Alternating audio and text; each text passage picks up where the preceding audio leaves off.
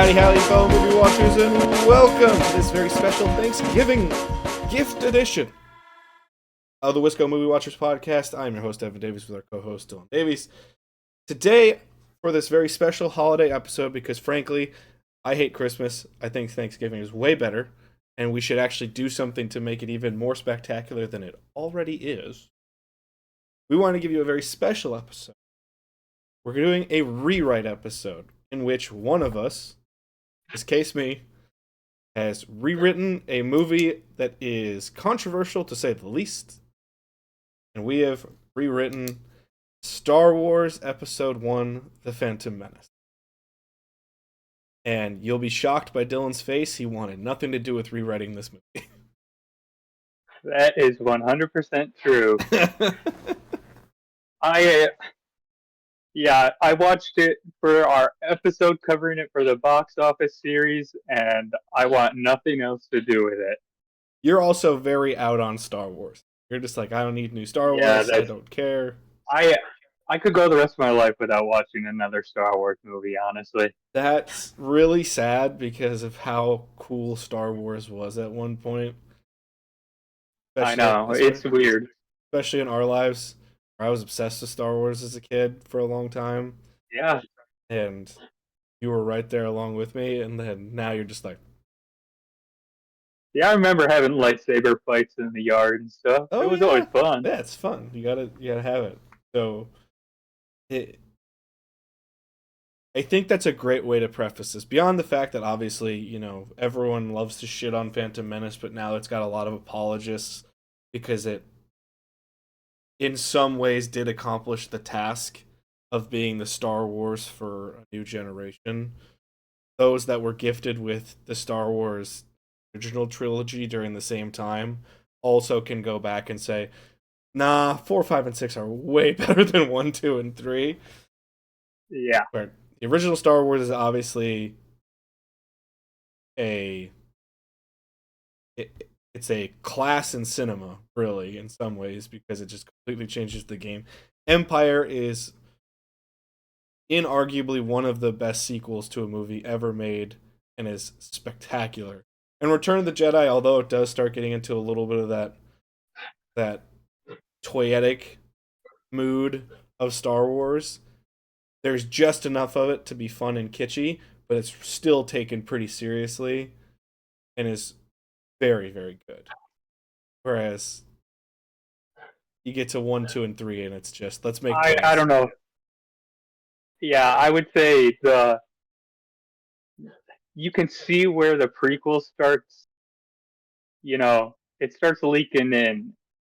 It starts showing in Return of the Jedi. Yes, it does, but there's enough there to still make Return of the Jedi an over-the-top success compared to what happened. Especially with the final confrontation between Vader and Luke. So that's obviously what's going to carry that movie very well. And then you get to the prequels.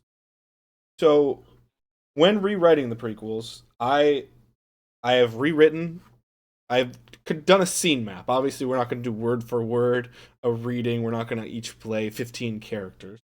But for our audience, when we first did our big box office episode on Phantom Menace, we essentially started recreating the movie in some way, shape, or form. I went back and looked at those previous discussions.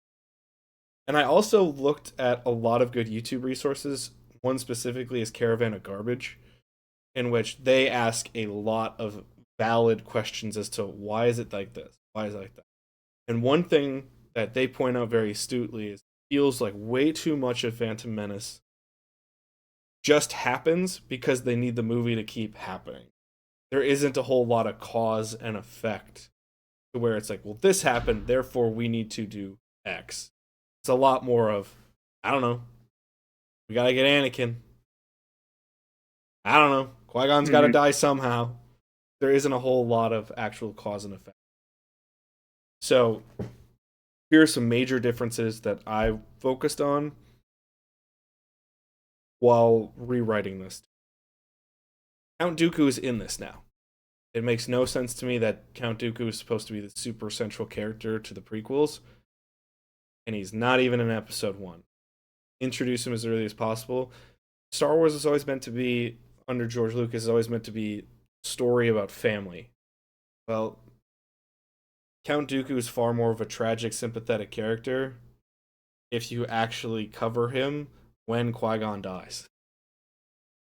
Sure. Why wouldn't you do that? And then you can see a little bit. I think then you can see a little bit more of the viewpoint. You know, in like Revenge of the Sith, where they get into that really stupid dialogue piece in the middle of the Mustafar battle, and Anakin's like, "Well, from my point of view, the Jedi are evil." How are you supposed to believe that? Hmm. So I was like, okay, well, let's figure that out, and we can start that even with Duke. 2. Qui-Gon is slightly more weathered than he already is, and slightly older. So I wanted him to have a reason to struggle against Maul and back a little bit more, instead of just being like, nah. That makes sense. Yeah. Darth Maul has a lot more to do, and he's slightly a little bit more Mad Dog on the loose. There's far more Can for I him to ask do. a question in tone? Yes, In terms of tone, which of the three originals, what tone would you be going for? I think the closest I would get is probably the original New Hope. Okay, I because think those originals have like pretty distinct tones that are different than each other. I think someone could easily argue this would be a little bit closer to Return of the Jedi, but I put too many small dark moments in here for it Hmm. to be Return of the Jedi. Because as much as Return of the Jedi, I love it.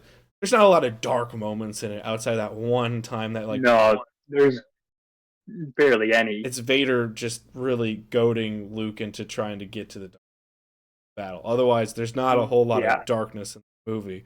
Where I think New Hope, what's great about it is they show you the seedy underbelly of the galaxy. So there's the undercurrent of this is bad. This is not good.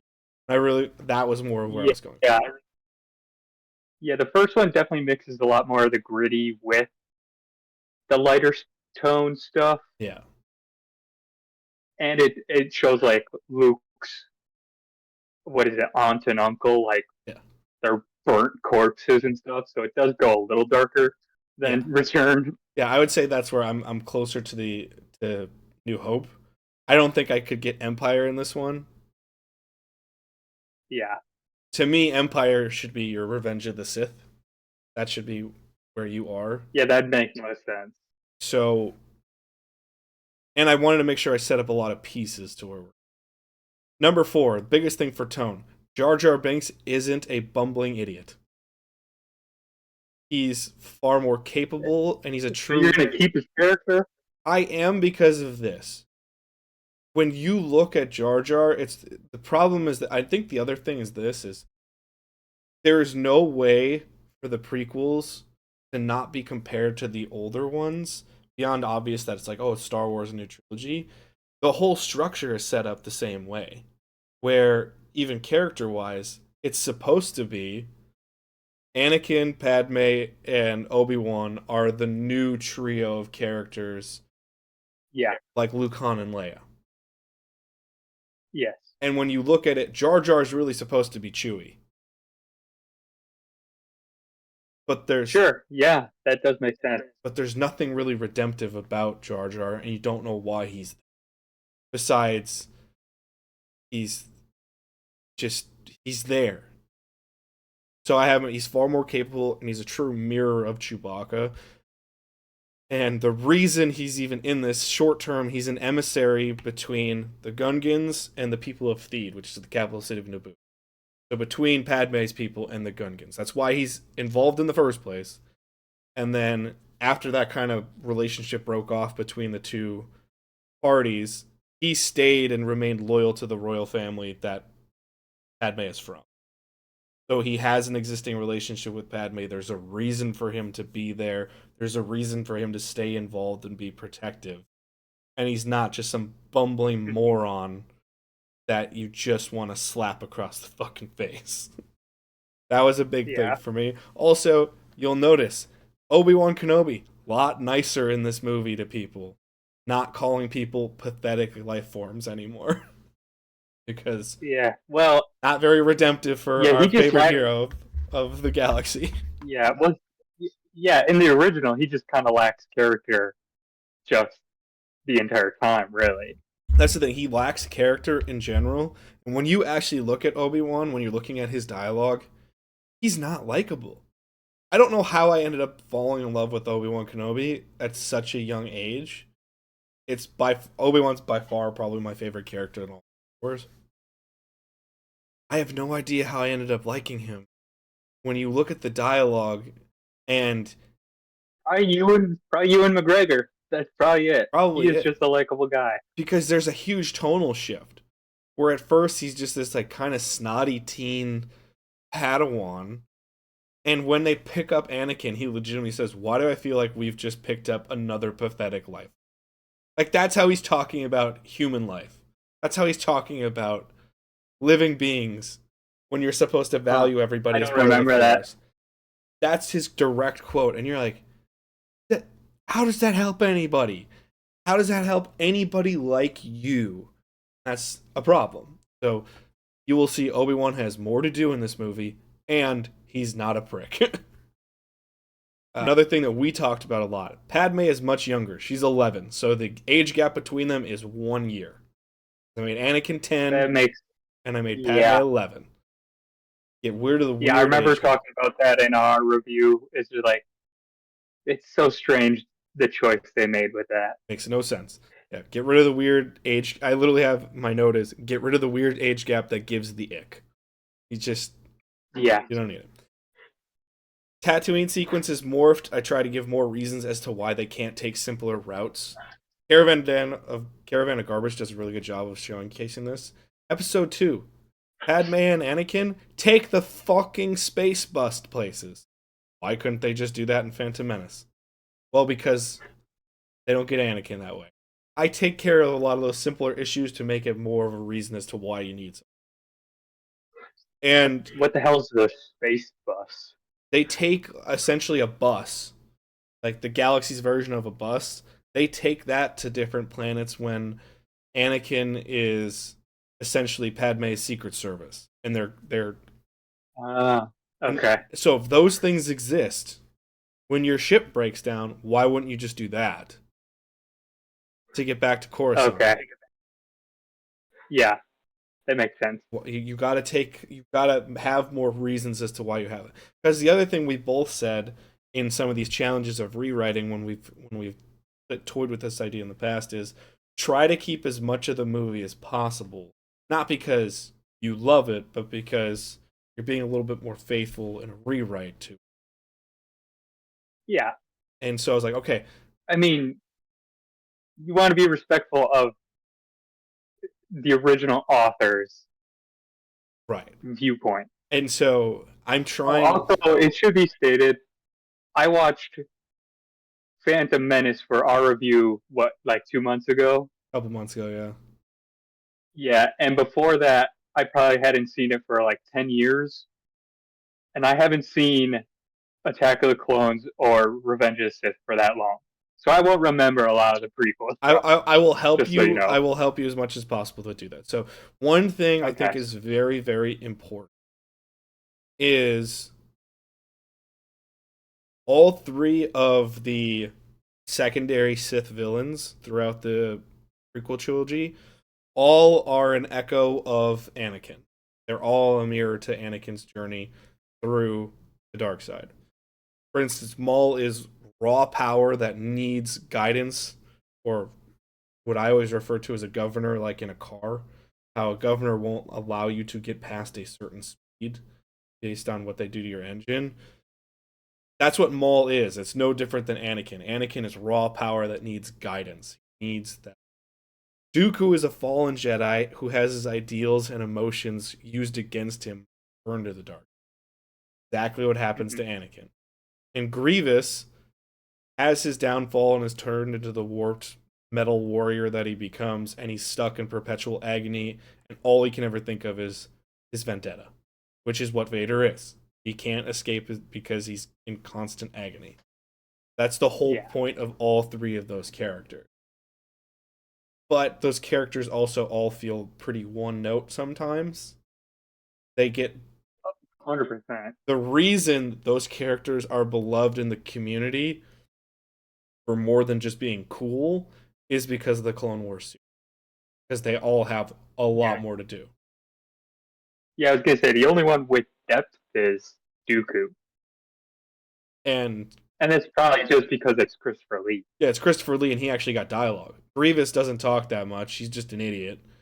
And Maul never speaks. Maul is Yeah. just the intimidating heavy. So that's kind of this is where I was going with this.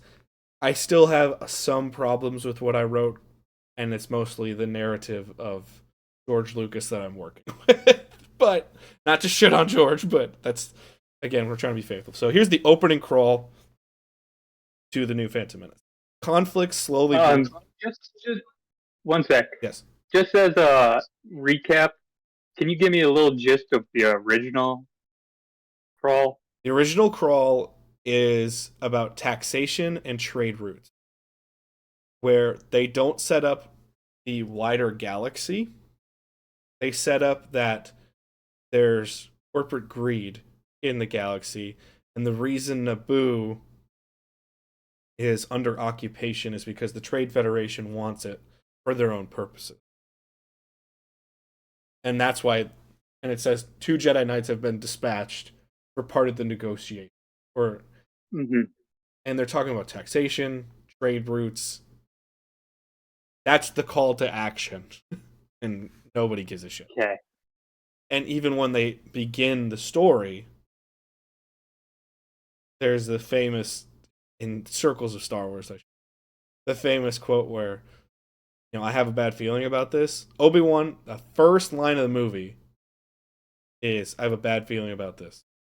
Or one of the first lines of the movie is that. And Qui-Gon says, I don't sense anything. And within 2 minutes, they're being attacked by giant battle droids. They have to escape a ship. And there's an invasion army going down to the planet that they were sent to help. And he doesn't sense anything. So it's like, how good of a Jedi are you? If the whole thing is like the spider sense kind of stuff. How good are you if your Padawan's like, I have a really bad feeling about this. And you're like, nah, it's fine. It's amazing. Maybe It's amazing how people actually maybe like Qui-Gon's just not supposed to be that great. And that's the sad part is he's meant to be the maverick. He's meant to be the voice of reason in the Jedi. He actually still cares. He actually still does this. Then half his action show, he doesn't care. He just wants to forward what he thinks is best. He doesn't really care about half the other stuff. So it's just a lot of inconsistencies throughout. I'm trying to stay consistent within character and do those things. So here's our opening crawl to the new Phantom Menace. Conflict slowly brews throughout the galaxy. Bureaucracy and greed rule over the Galactic Senate. More and more star systems are beginning to lose faith in their democracy. Peace seems to be slowly eroding into the shadows. The galaxy is in need of hope. The peaceful are beginning to feel the strain of the galaxy's. Now, on the lush planet of Naboo, the royal family has been found dead. Only their youngest daughter, Princess Padme Amidala, survives in hiding, and the sinister Trade Federation has begun their efforts to invade the planet. It is in this moment, when hope seems dire, 2 Jedi Knights have been sent to Naboo on an urgent rescue mission for the princess. If successful, Naboo may stave off the fate of many others. I kept the politics there, but I made sure it wasn't the focus. Mm-hmm. I kept the Trade Federation, but I made sure it was their villains because they suck, not their villains because we love money. Mm-hmm. Yeah, so that was kind of the whole thing. And I really wanted to frame rescue mission as our call to action as opposed to, hey, you go negotiate so these guys stop.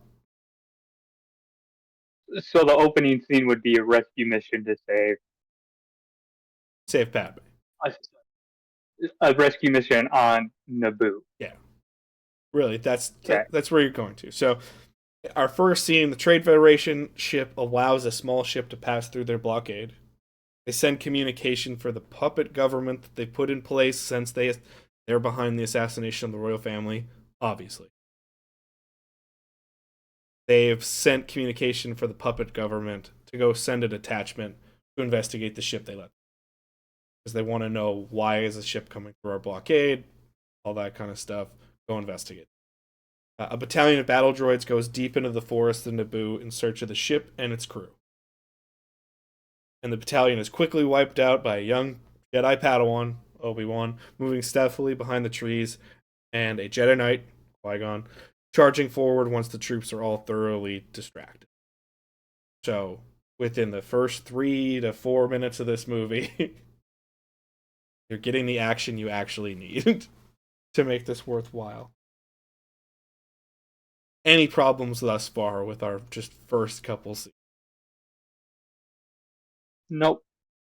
Are the are the enemies going to be droids like they are in? Yes, I kept the droids. Okay. I know that's not everyone's favorite, but Yeah, that's probably the one of the weaker parts I think of the prequels for me is that droids feel more futuristic than the original, the the originals. yeah, Like that doesn't compute to me, you know, if it's supposed to be before, but I kept them. I yeah, understand that criticism, and I agree with that criticism. It also feels like there isn't as much stakes in it as yeah, 100%. in that way. Where if you're just chopping down computer chips, you're like, all right, I think that's kind of the thing that like this is also like coming around the time of like, a lot of the like people didn't really want to see violence on screen as much. So maybe that was part of the criticism. Maybe they were trying to get away from that. Maybe. doubt it. But George Lucas I don't does know. inherently not like violence, which is hilarious when you have a movie called Star Wars and a franchise Yeah. called Star Wars. But George Lucas never wants characters to die. He never wants a whole heck of a lot of violence on screen, and I just that's antithetical to the title of the movie.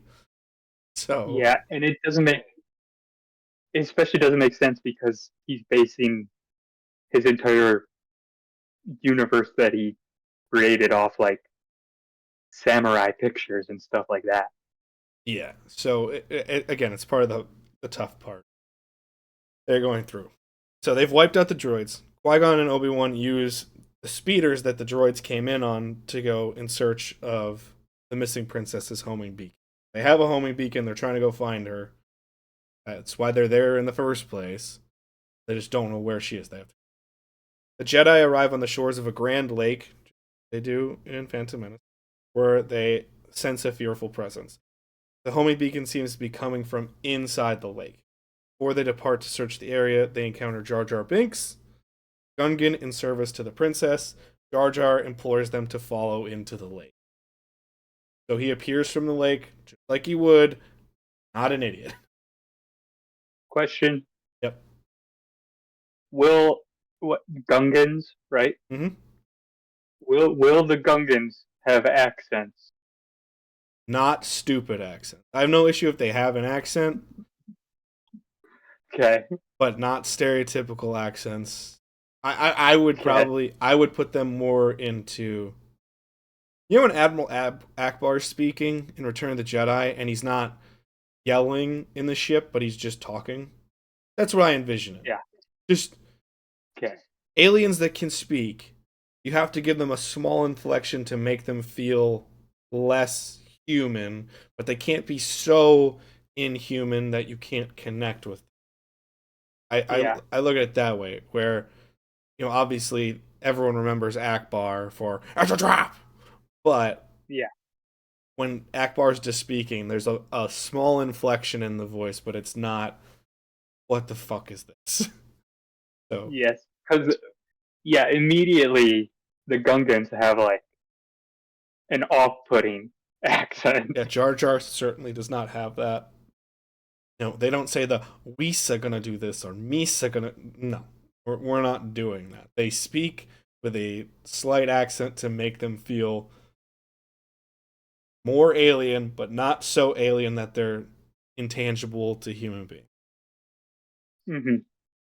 So Jar Jar implores them to follow into the lake, and they do so. They get their little respirator things out, and they swim down to Gunga City. Jar Jar leads the Jedi into the lake. They swim to the Gungan underwater city. There they find the princess in pseudo custody under the supervision of the Gungan ruler, Big Boss Nath. Ruler, same thing. They're holding Padme, but it doesn't seem as though they're really helping her. It's more so we kind of have you as you're in custody. You're not a prisoner, but you're not necessarily free to go either. Mm-hmm. After a short deliberation, it is discovered that the forest in which the Jedi landed has been covered with trade droids. Qui-Gon Jedi mind tricks the Gungan leader into allowing them to leave with the princess in tow, but they must go through the planet's maze to escape to a ship in Theed, capital city. I think all the planet core stuff is actually pretty interesting. I just don't understand how a planet core, what we know of planets, how it could just be a rock formation with water. Doesn't make a whole heck of a lot of sense because thermoregulation to the world, so I made it the planet's maze. So you're going through the depths of the water, but you're not. So just a little bit more tangibility. Just a hair more tangibility. Okay. But still the Jedi mind trick show that Qui-Gon's smart So enough that he can use that. Is that an action set piece? No. It's more Okay. so the next scene is while going through the maze, the princess details some of the attack on her family and her escape. She relays that there's a safe house only known to her family that may allow them to enter the palace undetected and commandeer a ship with the aid of a loyal group of guards. So Okay. that is, you could put a small creature attack in there. I have no issue with that. Hey, no, I'm saying I'm all for as little action set pieces as you want. I think there's too many action set pieces in movies nowadays, so I think I don't have an issue if there's just a small small action piece where as they're going through, like a big looking alien eel thing tries to attack them through something and they just have to swerve or something just to give a little bit of jazz to the scene. I don't have an issue with that. They don't want it to just be them talking to an 11-year-old who's in despair. But at the same time, I don't want it to turn into the action set piece where we're getting Jar Jar's backstory not very well, and they're being attacked by giant underwater creatures. So that's kind of where I went with that. Group meets with the loyal band of guards, but are attacked by battle droids along the way. They escape to the outer hall of the hangar, only to be encountered by a cloaked Darth Maul. You engage Darth Maul quickly. Qui-Gon engages him, but seems to be a little outmatched. Obi-Wan quickly has the group board the ship and intervenes in the lightsaber duel by jamming the hangar doorway and separating the two duelists. The group then escapes into space. So you're foreshadowing Qui-Gon's going to have problems with Maul, but you get Maul a lot faster. Yeah. It's amazing how popular Darth Maul is strictly because of visuals. Because he doesn't do anything outside of a battle. Yeah. I mean, it has to be like at least 40 minutes in that he first shows up. Yeah, and I was like, let's get our antagonist fast as we possibly. So, and then you show Qui-Gon's already struggling a little bit. He's holding his own, but it's not great. And then Obi-Wan's smart enough to go, this ain't gonna end well. to separate the two of them as much as possible. Gives you a route of escape, other things like that. The ship takes off and escapes. The ship is attacked by the growing Trade Federation while they're attempting to get up to light speed. Ship is damaged and forced to make an emergency landing on the remote planet of Tatooine. Similar to the first one, that's at least a logical reason as to why they have to stop at a planet a lot closer. So that I thought was at least maybe not the most well done, but a good piece of Phantom Menace where they're like, well, we can't go to light speed. That's a perfectly logical reason. Yeah. Qui-Gon and Obi-Wan attempt to contact the Jedi Council, but their ship is damaged and too far out of range to properly communicate. There's a weird act structure here. I don't really have a definitive end of Act 1, end of Act 2. Admittedly, I kind of just went with the flow of the movie and went from. But because we're trying to connect the Jedi Council, Dooku is first introduced by schooling a young and boastful Padawan during Master Syndralik's saber instruction. Dooku is supposed to be the best lightsaber duelist in all of the Jedi Order, or if he's not number 1, he's 2 or 3. That's the whole point of Dooku. He's like a master saber wielder. Okay. So I thought Mace Windu was supposed to be. Mace Windu's the most powerful. This is really nerdy for those who don't know. I know you probably don't know this as well. There are 7 forms of lightsaber combat. The 7th is essentially created by Mace Windu, because Mace Windu's so powerful in the fact that he understands that he has dark side energy to him, just like everybody else, and he knows how to siphon it through his combat to really use it against somebody, but never allowing himself to go to the dark. So it's like one of the most unique and difficult to master forms of lightsaber combat. I know that's real bullshit, but it's just Star Wars. No. I always just laugh when people nerds are just nerdy. Yeah, it's funny. Yeah, so it's just like Harry Potter nerds with their Harry Potter nerd stuff. Right. So Dooku, that's the reason he has the curved lightsaber handle, is he feels that's more comfortable in his hand for more attacks. That was also frowned upon by the Jedi because the Jedi view the lightsaber as a peacekeeping tool, whereas Dooku always viewed it as it's a weapon. If I need to defend myself, I'm going to defend myself. Okay, yeah. So the other reason you want to do that is also Dooku immediately looks different than all the other Jedi. Hence the reason you can explain why is Qui-Gon different from all the goddamn Jedi. Because Dooku trained him that way. And he more or less embarrasses a Padawan. Or a Padawan's like, oh, I can take on anybody. And he's like, okay, you're dead if I do this. So you still get the arrogance of Dooku. You still get the cool parts of Dooku that are awesome, Christopher Lee-esque. But he's a Jedi, so he's still doing you're going to get better, but you need to do X, Y, and Z. And he's quickly summoned to the Jedi Council chambers after completing the lesson. If the Jedi Council... So Dooku is on Tatooine? Dooku is on Coruscant. So we cut from Tatooine to Coruscant. Okay. So he's working with the Padawans, then he gets summoned to the Jedi Council. Okay. To me, it makes no sense. If the politics of the Jedi Council are so important if they're so important to the structure of Anakin's entire arc, why wouldn't you introduce them as fast as possible? Because the first time you meet Mace Windu and Yoda, you get excited. You're like, oh, Yoda! That's awesome! And Yoda isn't very wise because they're just like, we don't trust you. You're immediately put off guard. You're like, well, aren't you guys supposed to be the ones that are open to change and things and going with the flow of the Force? So the first time we see the council is when they bring Anakin in front of them? Yeah, in the original. Okay. Well, there might be one scene 5 minutes prior to that, and it's them chastising Qui-Gon when Qui-Gon says, I'd like the boy to be tested. So they've gone through all of Tatooine, they've gone through all of Naboo, yeah, and that's when you first see the Jedi Council. Yeah, it's pretty late into the movie. And they're truly responsible for a lot of Anakin's downfall.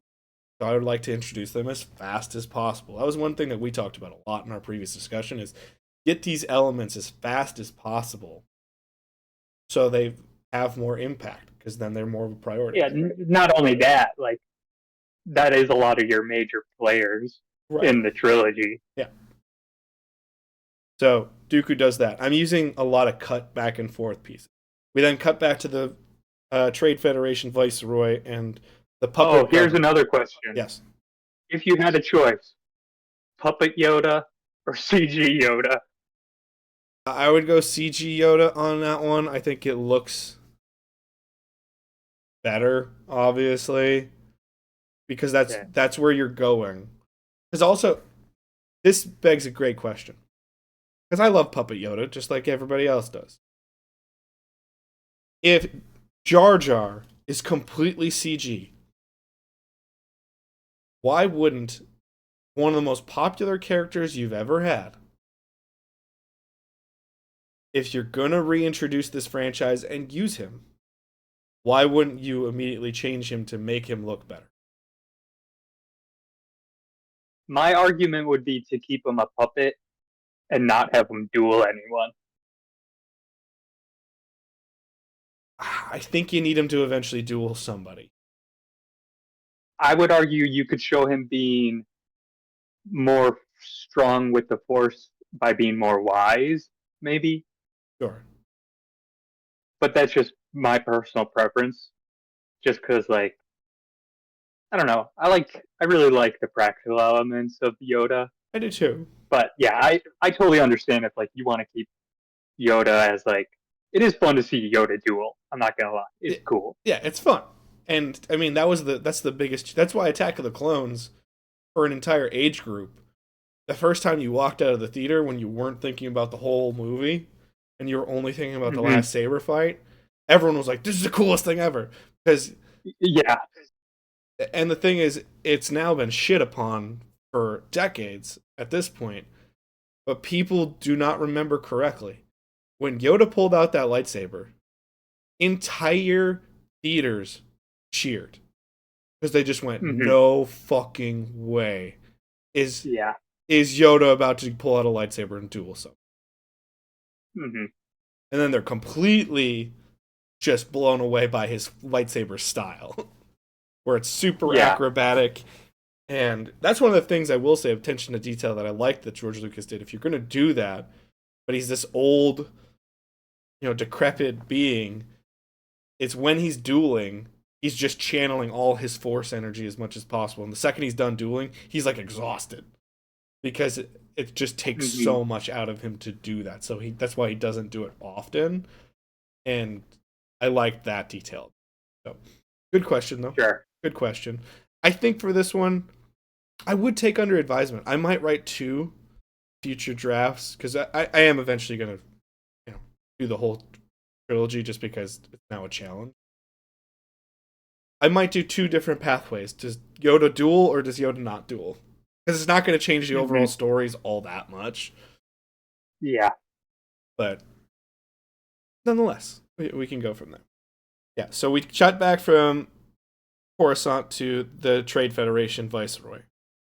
Really quick scene, and his puppet governor that he has on Naboo communicate with a crime syndicate to put a bounty on the return of Padme. One of the really cool things about Clone Wars, they use a lot of crime syndicates, sow the seeds of the underground of the galaxy.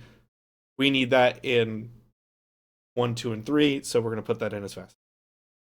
And then there's a constant threat of people searching for Padme. So there's a threat on Oh, Tatooine. sure. Like the huts and stuff. Yeah, the Pike Syndicate is probably the most popular now. They run spice, which is the drug that is in Star Wars. So Did they just straight up rip that off from Dune? it's a very good possibility, but I'm not sure.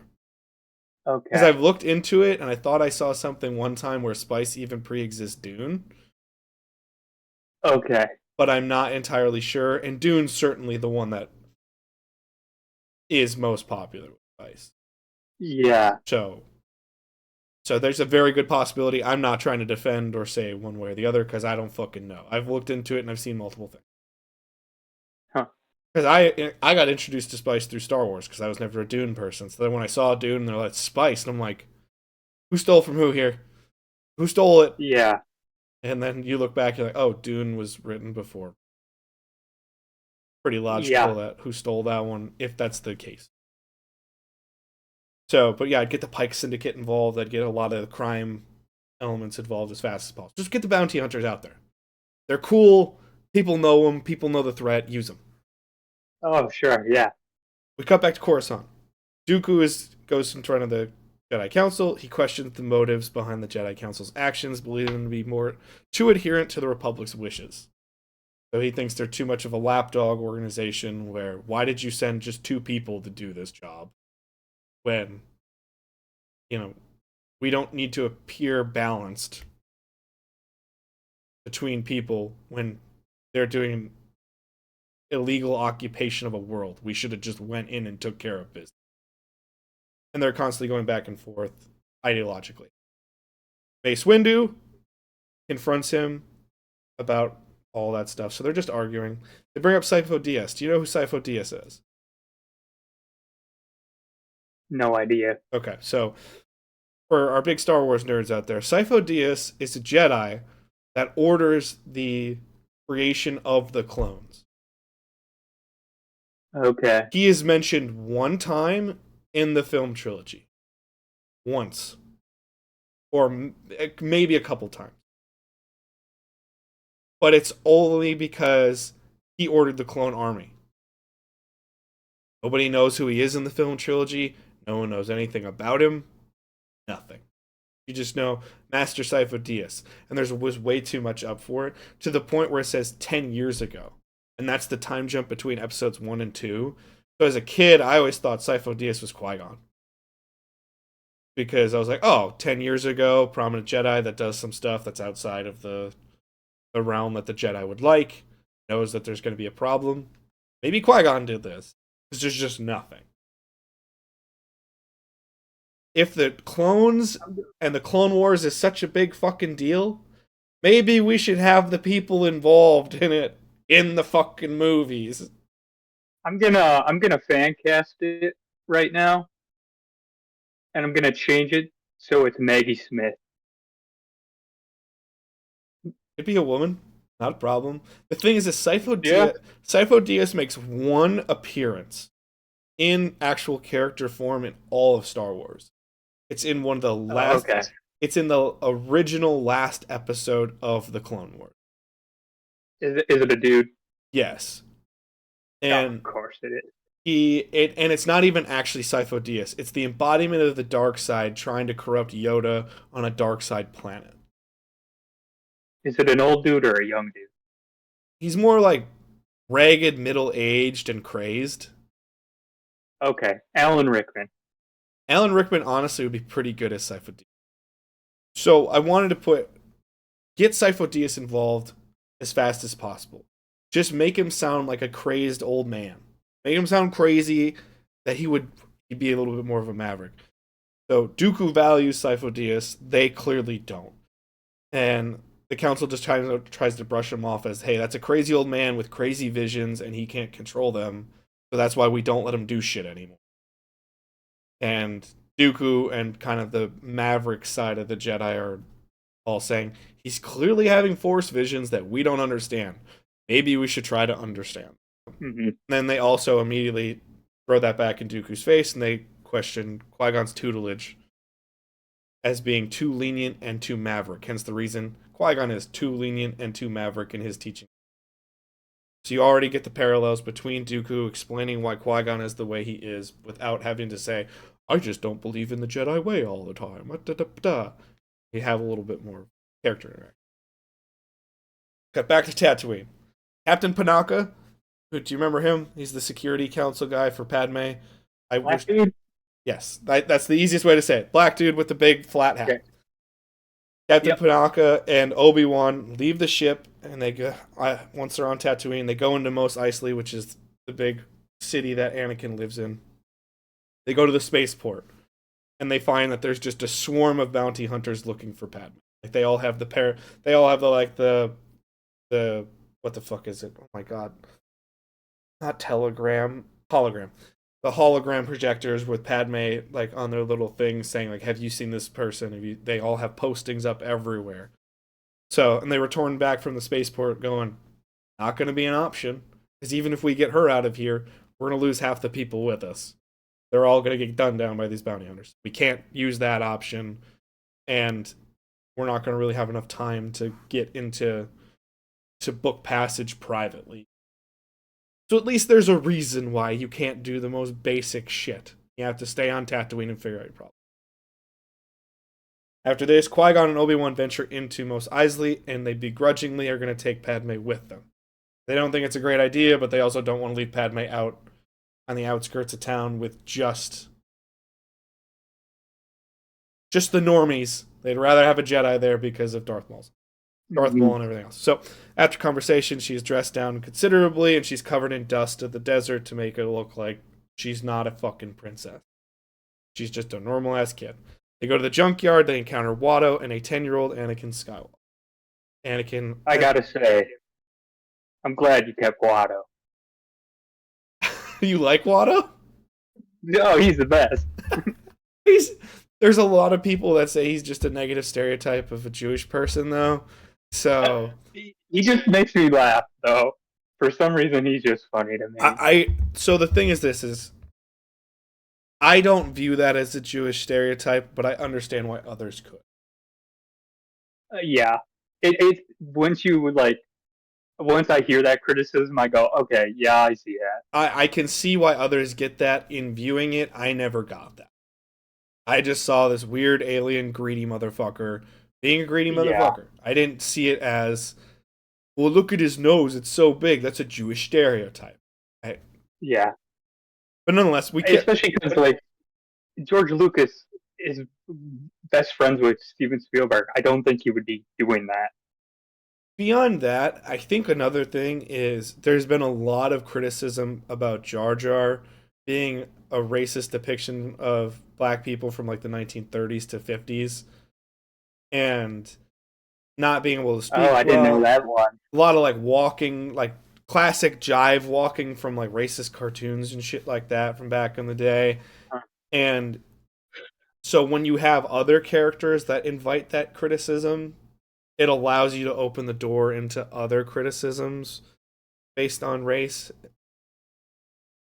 And I think if you just solve Jar Jar and you don't make him what people look to be a possible racist stereotype, and you just go, also the Trade Federation as they speak in very stereotypical racist Japanese voices from back in the day. Now that one's very obvious. So when you eliminate those elements, I don't think Watto is a problem because I don't think Watto having a big snout nose immediately makes that character racist. So yeah. I think if you get rid of the other parts, people aren't going to be looking to pick you apart for that. I think they're just going to go, that's a greedy motherfucking alien. Not, well, that's how many stereotypes is George Lucas going to put in this movie kind of thing. Mm-hmm. Yeah, so they venture into Mos Eisley. They meet Watto and Anakin at the junkyard. Anakin is 10 years old. So there's only a 1-year age gap between them. You can still try to have a little bit of it, but they're a lot closer in age. So, we don't have that weird 5-ish year gap, possibly even 10-year gap between the two of them. And you really don't even need a love story in the first one. So I have it that they clearly are two kids that are smitten with each other. But it's innocent. Yeah. It's innocent kid love. It's not, this is the love of my life, obviously. Yeah. Anakin escorts the princess, and as long as you don't have the line, "Are you an angel?" Yeah, we're not doing that. We're getting rid of "Are you an angel?" It makes no sense. Also, angels. Who would have thought that that's Star Wars canon? So yeah. So by the way, this probably should have been the first question. Midichlorians, a thing or no? I have it, but I can explain it a lot better than they did. And it's Okay, okay, and midi chlorians are not the be all end all. okay. We'll get to it when we get to it, I guess. Yes, Then. I have them. I wanted to see if I could challenge myself to keep it, but it's not the you have more microscopic life forms in your cells. Ergo, you're a superhero. I didn't want that. I wanted it to be Hmm. more coincidental. So Anakin takes Padme and Obi-Wan through the junkyard, and Qui-Gon continues to speak to Watto. Anakin sees a few pit droids fuddling with a mangled engine and warns them to stay, to get back. Watto tells them, ignore what he says, and then right afterwards, the engine falls apart and catches fire, and all the pit droids are, scrambling. And Anakin rushes over with a fire extinguisher to put it out, and Qui-Gon and Obi-Wan notice that immediately. Because it's that little precognitive thing that the Jedi have, where they both take notice, that's pretty good on that kid, because it doesn't look like the engine's going to immediately burst into flames or anything while working on it. So it gives that slight little nod of there's something special about that kid. Hmm. Just hint at it. They meander further into the junkyard, and the sands of the desert kick up in a huff, signaling the sandstorm. Watto drives a hard bargain before the storm hits, and he tries to wildly overcharge them for a part that they already can't pay for anyways with their Republic credits. Anakin, seeing them needing aid, offers to house them until the end of the storm. That's how they end up going to Anakin's house. They're So desperate. you're gonna keep my favorite character, Oh, God. the old woman who tells Anakin to get home. That's You your know who I'm favorite. talking about? That's your favorite character? For some reason, that's the line that sticks with me out of that whole movie. Better get home, Annie. There's a storm coming. I don't know why. I always think of that old woman. You always remember bit players like that for some reason. Who knows? Yeah, I don't know. So the group suffers through the sandstorm until they arrive at the Skywalker home. They meet Shmi Skywalker, Anakin's mother, and although she's hesitant, she welcomes them to. Are they slaves? I'm gonna get to that, yes, but Okay. also, this is such a fucked up thought to have, so I'm acknowledging it right away. Slavery is obviously bad. They have a decent home for slaves. Thank God, at least slaves are somewhat treated better Yeah. than the slaves that were in our world. Still not good. True. Yeah. Still not good. There should never be slavery, ever. But at least they're Yeah. I kind guess human beings. Watto's a good slave master. You're saying? It's fucked up, but at least it's better than the conditions of a lot of southern plantation owners. Still shouldn't have to be a comparison, but that thought popped in my head. I was just like, I guess, okay, because you have to you have to meander through so many goddamn details when you're doing this script. This It's a weird choice that George Lucas made, though. He didn't really need to do that. Yeah, I kept it just because that later on, I kept a lot of this stuff because a lot of these details go on to do really cool stuff in the Clone Wars. And I try to make sure nothing I did violated big stuff in the Clone Wars. It's just really difficult because then that puts you in a bad spot in this movie. But he could have just made them like extremely poor Yeah, or something. like You like know? like sharecroppers, where it's essentially Yeah. slavery, but it's not slavery. Yeah. Something of that nature. Huh. Yeah, so they meet Shmi. She's hesitant, she lets him in. We cut back to the ship that's in the outskirts. Back on the ship, messages start being received from the loyalists on Naboo that the planet's in complete strife. The puppet governor is demanding the return of the princess, and he's going to keep punishing the people of Naboo until she's back. And I should note that is a turncoat Naboo governor. He was part of the assassination. So he gains power, therefore that's why he was for it. So now he's just treating his people like shit because he wants to be in power. But then He's the Vichy French. yeah, the crew on board the ship who are all wondering and hesitant, they're all led to resolve by Panaka and Jar. So they're all brought up by Jar Jar and Panaka saying, no, we're doing the right thing. Everything's going to be okay, but we need to make sure she's safe. Otherwise, our planet doesn't have a future anyways. Kind of thing. So Who's Panaka? that's the captain of the guard, as you said, the black dude. Oh, okay, okay. That's who Captain Yeah. Panaka is. So give those characters something to do, but not just whatever. We cut back to the Naboo. The governor is threatened by the Trade Federation and Darth Maul, and they're questioning his resolve because he can do. Outwardly, he can be really cruel, but he's like, I don't know if I should be doing this. And the Trade Federation, Maul are just like, you're here because we put you here. Shut the fuck up and do what we tell you to do. And it's evident that Maul is intimidating both the Trade Federation and the governor. So we really know who's pulling the strings. It's Maul. And obviously, as we know, that's Palpatine. But nonetheless. Mm-hmm. Maul then exits that conversation to get a message from Darth Sidious. Sidious sends him to hunt down the group on Tatooine. So that's like, oh, I'm getting some information possibly. Don't know how. That was one of those I was like, well, I got to figure it out.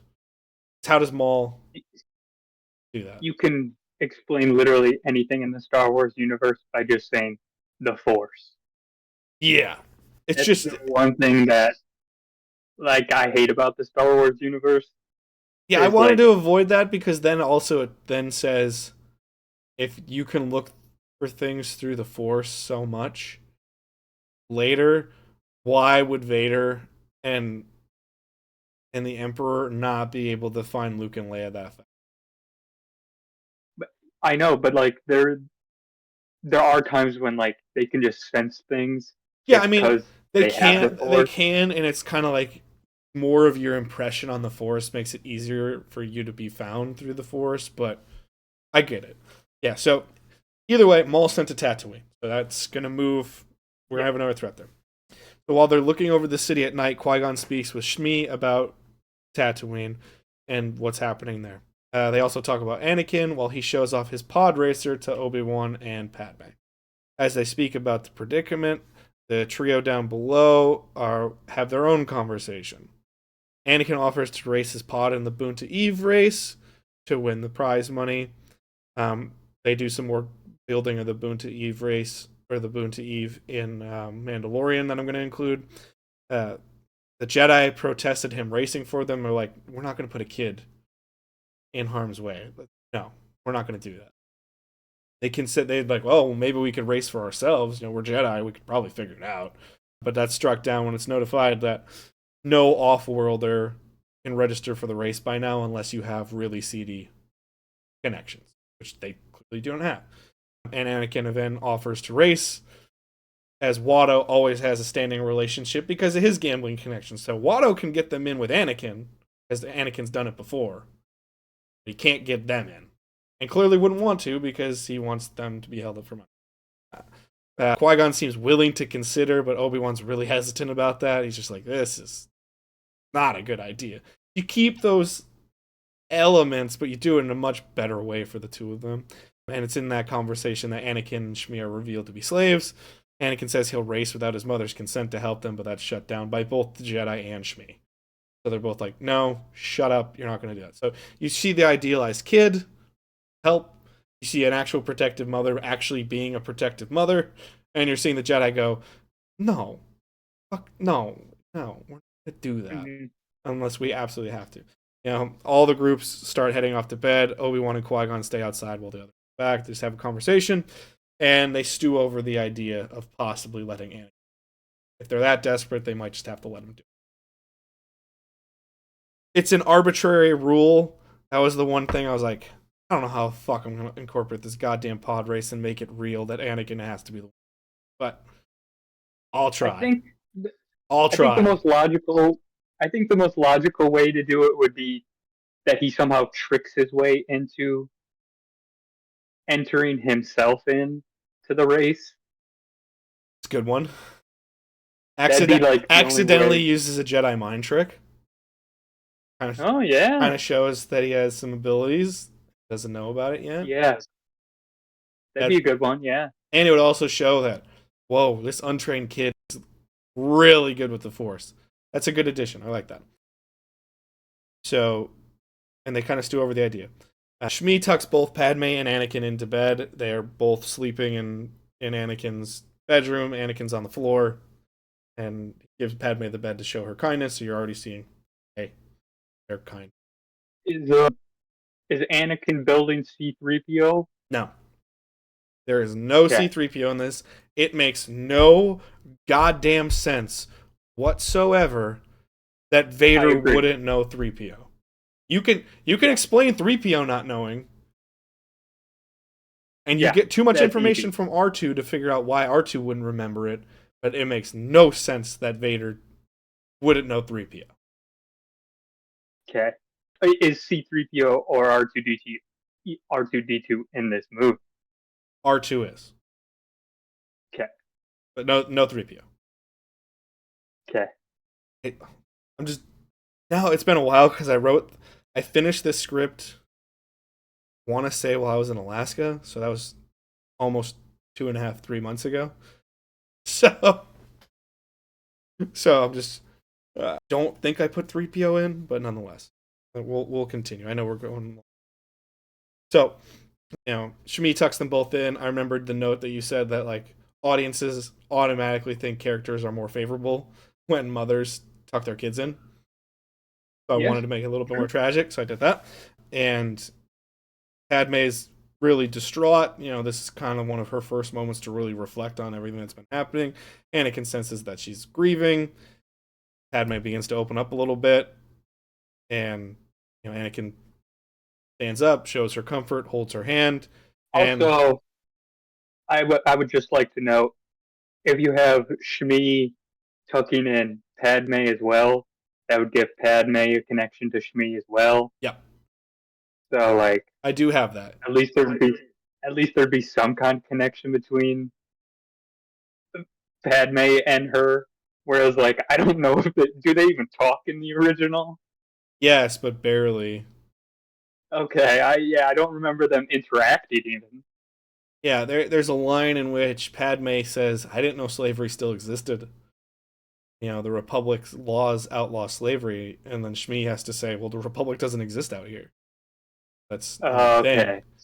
Okay. Well, also that brings up another good point, and this another Star Wars nugget. But Dave Filoni, who now pretty much runs Star Wars, Hmm. is like the ultimate Star Wars nerd, and he wrote a scene one time, Clone Wars, and in it, Anakin's kind of essentially talking to his mom, and she's like, "I married. I found someone that I'm in love with. I want you to meet her."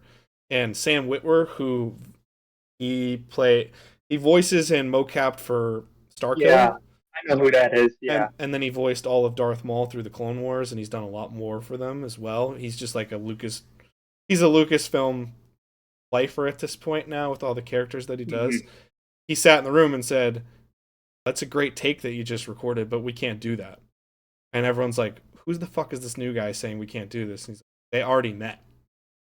Shmi and Padme already met." And even Dave Filoni, who knows every detail about Star Wars ever, goes, "Fuck," and it leads to a good story of like I've never the person who voices Ashley Eckstein, who voices Ahsoka's like I have never seen someone out nerd Dave Filoni. So it's a fun little moment, but I think it's a great story to illustrate how often when we as fans criticize a lot of stuff that's just kind of glossed over, it's really easy when you're even creating these to forget those small details and go, "I'm trying to build something here," and you're like, "No, that already happened. We can't use that exact way to do it." And you're like, "Fuck." So Yeah. it's a fun thing to take care of each other. So Shmi's tucked them both in. Padme's grieving, so Anakin stands up, holds her hand, and she just cries herself to sleep as she's holding his hand. And Anakin just kind of remarks in classic kid fashion, he'd never let anyone hurt her. So you're building the connection, but it's very more that innocent kid. Like I would never do that. I would never let someone do that. You're building their relationship, but it's through the innocence, not through the. Hmm. It's not through the. Are you an angel? Yeah. I've heard the deep space pirates talk. Maul lands on Tatooine. He sends out the probe droids into the desert night. They begin scanning, and they see the bounty hunters that are. So they're not necessarily happy about all the bounty hunters and stuff, but they're figuring it out. Cut back to Coruscant, and Dooku speaks with Mace Windu in just a screening room about shit that they're doing. Dooku reveals that he has his royal contacts to look for evidence that he used his royal contacts to look for Qui-Gon. Those who don't know, there's a reason he's called a Count. Count Dooku is from the most powerful family of a planet called Sereno. We're going to actually use that. Utilize his abilities. And he reveals that there's been a bounty placed on Padme's head, and Dooku wishes to go search for them, but Windu advises against it. He tries to comfort Dooku and say he believes Qui-Gon, while reckless, is well trained and will succeed. Dooku warns that if this takes much longer, he will begin to intervene regardless of what the Jedi wish, and Windu reluctantly. You show Dooku on the same level of Windu, that they're more peers. Windu's just not an asshole, but he actually is trying to adhere to the code, will also do other stuff. Why that scene's there. I hate the portrayal of Mace Windu. Mace Windu is just a prick throughout the... It pretty much, yeah. And it makes no sense as to why people would value Mace Windu beyond just his power level for the Jedi. Just a prick. Because he's Samuel Jackson. And that's the other thing. Samuel Jackson's such a good actor. Put him in more scenes. Give him more to fucking do. So that's kind of what the scene's for. The problem is that they're delivering George Lucas dialogue. Yes, but at the same time, not that it's amazing, but Ewan McGregor somehow achieves it to be pretty decent. Not great, decent. You look at every performance in there, and the best they can pull off is like mediocre. Everyone else is like wooden. Yeah, Christopher Lee at least has something to him, but that's about it. That's Christopher Lee. He can pull off anything. Yeah, I mean, he's been given so much bad dialogue in his career that's like, I can make it work. He's in like 99 Hammer films where he's just pulling off like anything you give him. So it's like, right. Yeah. So we already have that, and we're going forth with that. So we're building the conflict between Dooku and the Council, but we're showing the Council still cares. You have to counterbalance it. The Jedi can't just be a bunch of fucking bumbling idiots. They actually have to give a shit as well, but they're just trying to adhere to keep the peace. Back to Tatooine. Morning comes. Anakin again shows Padme his pod racer, and he has a few more of his friends around there, so he shows that he's actually a kid, and he fuddles with it as Padme is in the cockpit. Kind of shows her some of the stuff. It stalls out, but Padme comforts him, and overhearing it, Qui-Gon and Obi-Wan watch from above. Obi-Wan remarks that Padme seems to be in a lot better spirits around Anakin, and then Shmi joins their conversation. And Shmi reluctantly gives her blessing for Anakin to race, but assures Qui-Gon that Watto won't be convinced to do so. And Qui-Gon immediately says he'll use his greed against him to get it done. So we're moving the story forward, but we're showing more of that connection between Padme. We're showing that Obi-Wan actually gives a shit about people by noticing things about their lives. We're moving the forward. And the probe droid eventually spots them, and that footage is sent to Maul. Maul knows where they are, and Tatooine is going to buy his time. We cut back to Naboo. People in Naboo scramble to contact Senator Palpatine, and through a broken message, he insists that he will aid them. We need to get Palpatine involved somewhere. I think he's involved in a good amount. I think like the right amount in Episode 1, where you can see he's pulling the strings, but not on. But I really wanted to move that forward a little bit more. Right after that, you see Maul contacts Sidious, and Sidious instructs Maul to keep his distance and observe, and allowing them to leave Tatooine if they can. He really wants to get involved on his end, but he wants Maul to make his presence known at the proper moment. Qui-Gon and company arrange a deal with Watto. Shmi is present and is seething as Watto just describes Anakin as inferior because he's a slave. Eventually, his bargain is struck for Padme's ship as a fee if the plan goes awry. Anakin, during the negotiation, catches the popping sprocket off another mishandled piece of equipment, and he does it at nearly the same speed as Kenobi does behind him. And Obi-Wan and Qui-Gon are again impressed. Again, you're seeing the Jedi reflexes, you're seeing Anakin do shit. Anakin applies the parts he needs to the pod with Obi-Wan's help, and he gets it up and running. Padme and Anakin hug in excitement and quickly do a double take. Or that kid innocent bullshit. Qui-Gon then pulls Obi-Wan aside and asks if he got the blood testing. trying to fucking get through the slog of Tatooine. It's rough with trying to be Yeah, his faithful. that's why think I just think Phantom Menace is just too long, honestly. I don't necessarily think it's too long. I think there's way too much. I think it feels too long because there's way too much time in certain sections with just one storyline. Because Phantom Menace truly isn't that long. I mean, it's not 145 or anything. But what's the runtime on Phantom Menace?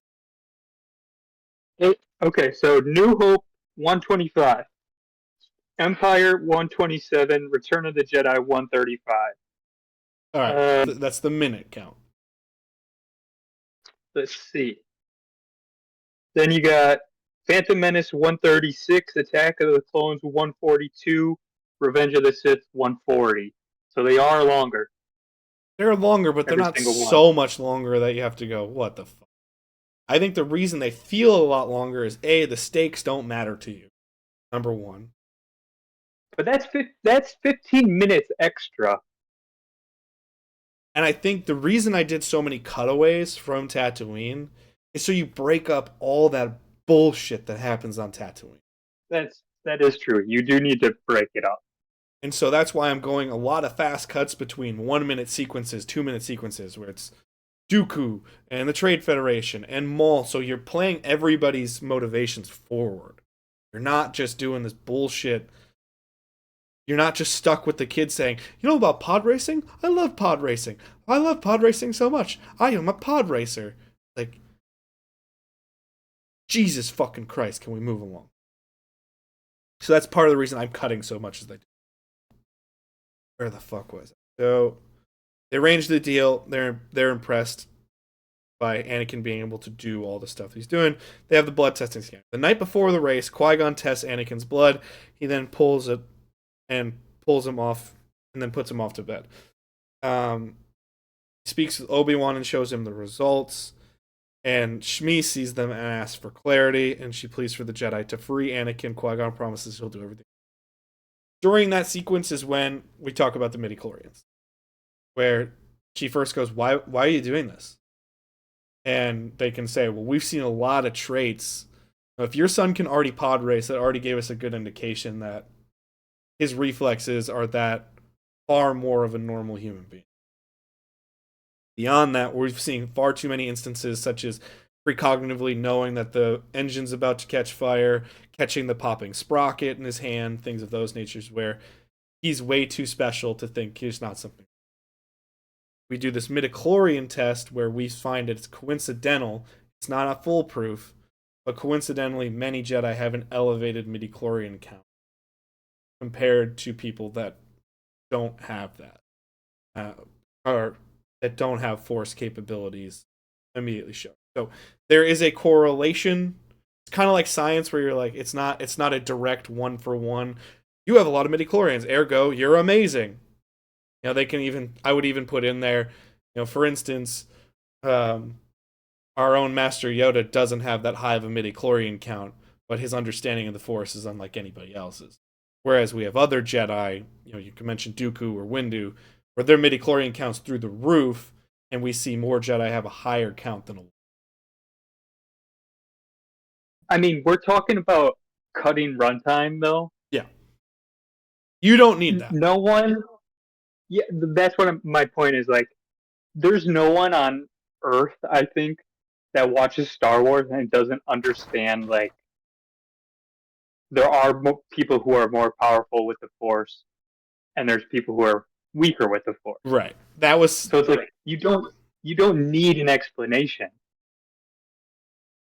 Yeah. Like yeah, it's just inherent. Like people know, yeah, there's some people who are weaker, there's some people who are stronger. That's it. You don't need to explain it. Yeah, that was solely one of those concessions that I made too. Let's try and put it in. Let's figure it out. But let's explain it in a way that's not stupid. That could be the extended cut. Yes, I would agree with you that if we're looking to cut down runtime, I would cut all that shit about midi chlorians. And Yeah. even in this one, I would do the same thing. Even though I wrote it, I'd be like, yeah, I mean, it's part of the stuff you don't need. I'm putting in there to try to stay faithful to George's work. But that's... So, all right. Prior to the race, Anakin preps the pod. Qui-Gon and Shmi make the side arrangement with Watto. And though they attempt to get them both freed, Watto won't allow that. He proposes a chance cube to decide the fate. So he's like, all right, fine. If you're so confident that this kid's going to somehow win this race that he can never even finish, sure, I'll free one of you, but I'm not going to free you both. And that's when the chance cube comes in. Qui-Gon obviously intervenes and makes sure that Anakin is the one to be set free. Because that's also Shmi's wishes as well. Is that if one's going to go, it's Anakin. Can I just point out, Watto's really stupid.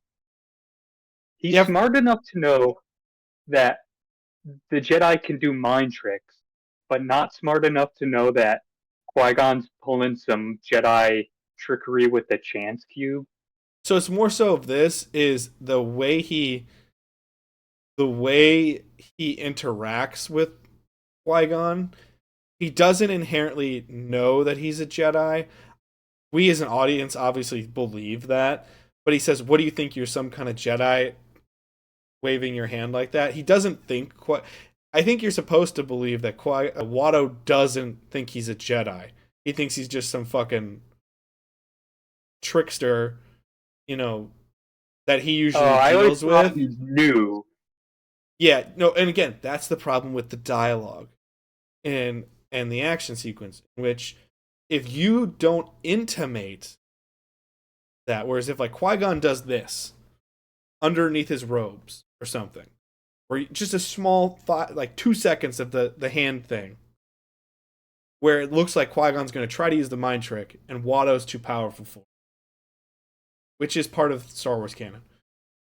But Watto doesn't see that. He doesn't immediately think, "Oh, Jedi," or it doesn't intimate and give the audience, such as yourself, the impression that Watto knows he's a fucking Jedi. Because then, yes, you're Yeah. correct. Why would he be smart enough to know?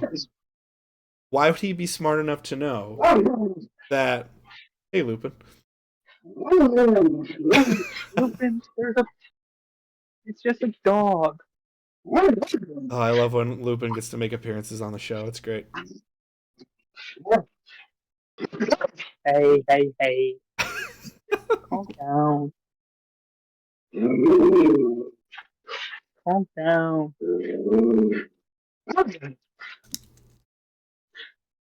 Calm down.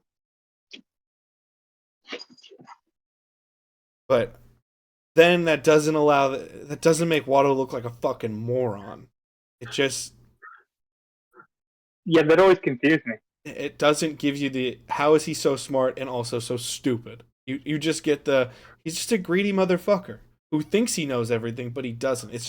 It's a character downfall or a character flaw as opposed to inconsistent character based off of misunderstandings.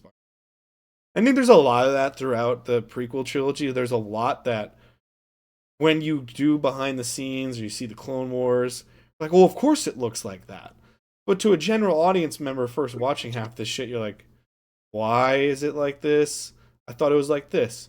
Why is it like that? Like the Sifo-Dyas thing I brought up. So, yeah, let's not give the audience confusion on what the fuck's gonna happen. But again, obviously, the chance cube comes up that Anakin would be the one to be freed if that occurs, and still says, well, it doesn't matter because he's not going to win anyways, and I'm about to own your ship.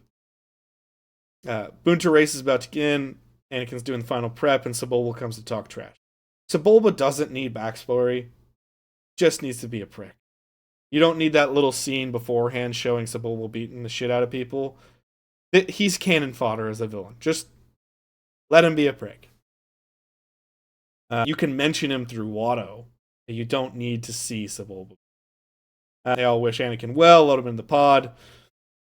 Padme and Shmi give him a small ornamental cloth for luck. Classic racing shit from back in the day. They're all loaded in the observation tower. Show of the crowd shows some of Tatooine's finest, like Jabba the Hutt. Also in the crowd is also famous pirate friend Hondo Ohnaka. Real deep sea bullshit Star Wars that I fucking love. Just for the fans. We gotta get Hondo in there somehow. We see the bounty hunters. and we see Maul. Maul is on a rock outcropping far off in the distance, surveilling the group. Maul is there, and he's keeping watch of everything. The other reason I put Hondo in there, besides just fan service, because that's really what I that don't crowd know shot who is. Hondo is. Hondo is very much from Clone Wars and Rebels. He's an animated character first. His race, Okay. the alien race that he's a part of, has been shown in live action before. Hondo is just like classic fun trickster where you know he's gonna screw you in the end. But he's got that pirate charisma where you're like, yeah, I fucking love Hondo. And eventually he comes to the point where he eventually is so enamored with the main Jedi protagonist of Rebels, Ezra, that he does turn and helps the Rebels in his own way, but he helps the Rebels because he's like, yeah, the Empire sucks and they're really fucking me over in my business. And I love Ezra, so I'll help Ezra. Hondo's just fun, but the other reason I put Hondo in there is he runs his own crime syndicate, so it makes sense that, hey, there's this giant score if we find this princess. What if Hondo was there? Okay. So it's fan service, but it just allows people to say, oh shit, it's Hondo. That makes sense he would be there. Just whatever. It's bullshit, but it's fun. You get to see the bounty hunters in the crowd looking for shit. You see them all. You're seeing everyone. Go for it. Race begins, and although with a stutter, Anakin jets off late in his pod. Group on looking horror. Many racers crash while competing. Anakin is constantly put in danger. Pod race would be a little bit shorter than in the film. It's long. I love the pod race, but it's long. Race eventually comes down to Anakin Sebulba. After being launched into the sky from the emergency ramp, you and I talked about this. That is the only scene on Tatooine that shows how good Anakin is. When he gets launched off that emergency ramp and he has to adjust midair and get the pod back down safely. Mm-hmm. So I was like, okay, that's good. I'll keep that. And the two eventually tangle in the final stretch. Anakin barely escapes Sebulba's ship as Sebulba crashes, and he crashes before hitting the finish line. Anakin makes the turn for the final corner and wins. Group celebrates, and Padme just gives him a kiss on the cheek because she's just, again, innocent kid bullshit. Are you keeping the two-headed announcer? Yeah, it could be fun. That's fun. Okay. Also, I think one of the reasons the pod race at least has some energy to it is because there's all the cutbacks between Anakin racing and the other racers and Qui-Gon and company watching from the tower and the announcer and Jabba. Like, they have all those cutbacks. You know, you see the Tusken Raiders. You don't need all that shit, but at least that gives it some kinetic energy. Do they have any Jawas in there? Yeah, there were some Jawas trying to do some stuff.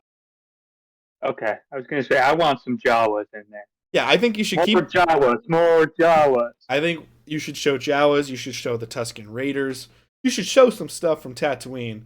That's good fan service. That they would be there. Why aren't there any Jawa characters in Star Wars? I think it's just one of those, the Jawas, the mystique should just stay the mystique kind of thing, but I don't know. Let's get one of those characters in there. Get a Jawa Jedi. Already got the robes. Or a Jawa, like, little friend of Anakin's or something. And he just says nothing. He just follows him around like a little creep. Well, according to The Mandalorian, Jawas are furry. So that'd be an interesting thing to see. Yeah. Oh. So it'd be fun. It'd be interesting. A little Final Fantasy-esque to have a Jawa friend just like walking around in a fucking robe, chilling with your buddy. Hey, what's Anakin's little friend? Kidster. Which could you name a more generic fucking name? Who's this kid that is friend? I don't know, Kidster? You're just gonna put stir on the end of kid and that's gonna be his I don't, as long as he's in there and as long as he says wizard. That's all I care about. Yeah, his friends are there and they all say, "Oh, it's Wizard Annie," and like that's fine. Yeah.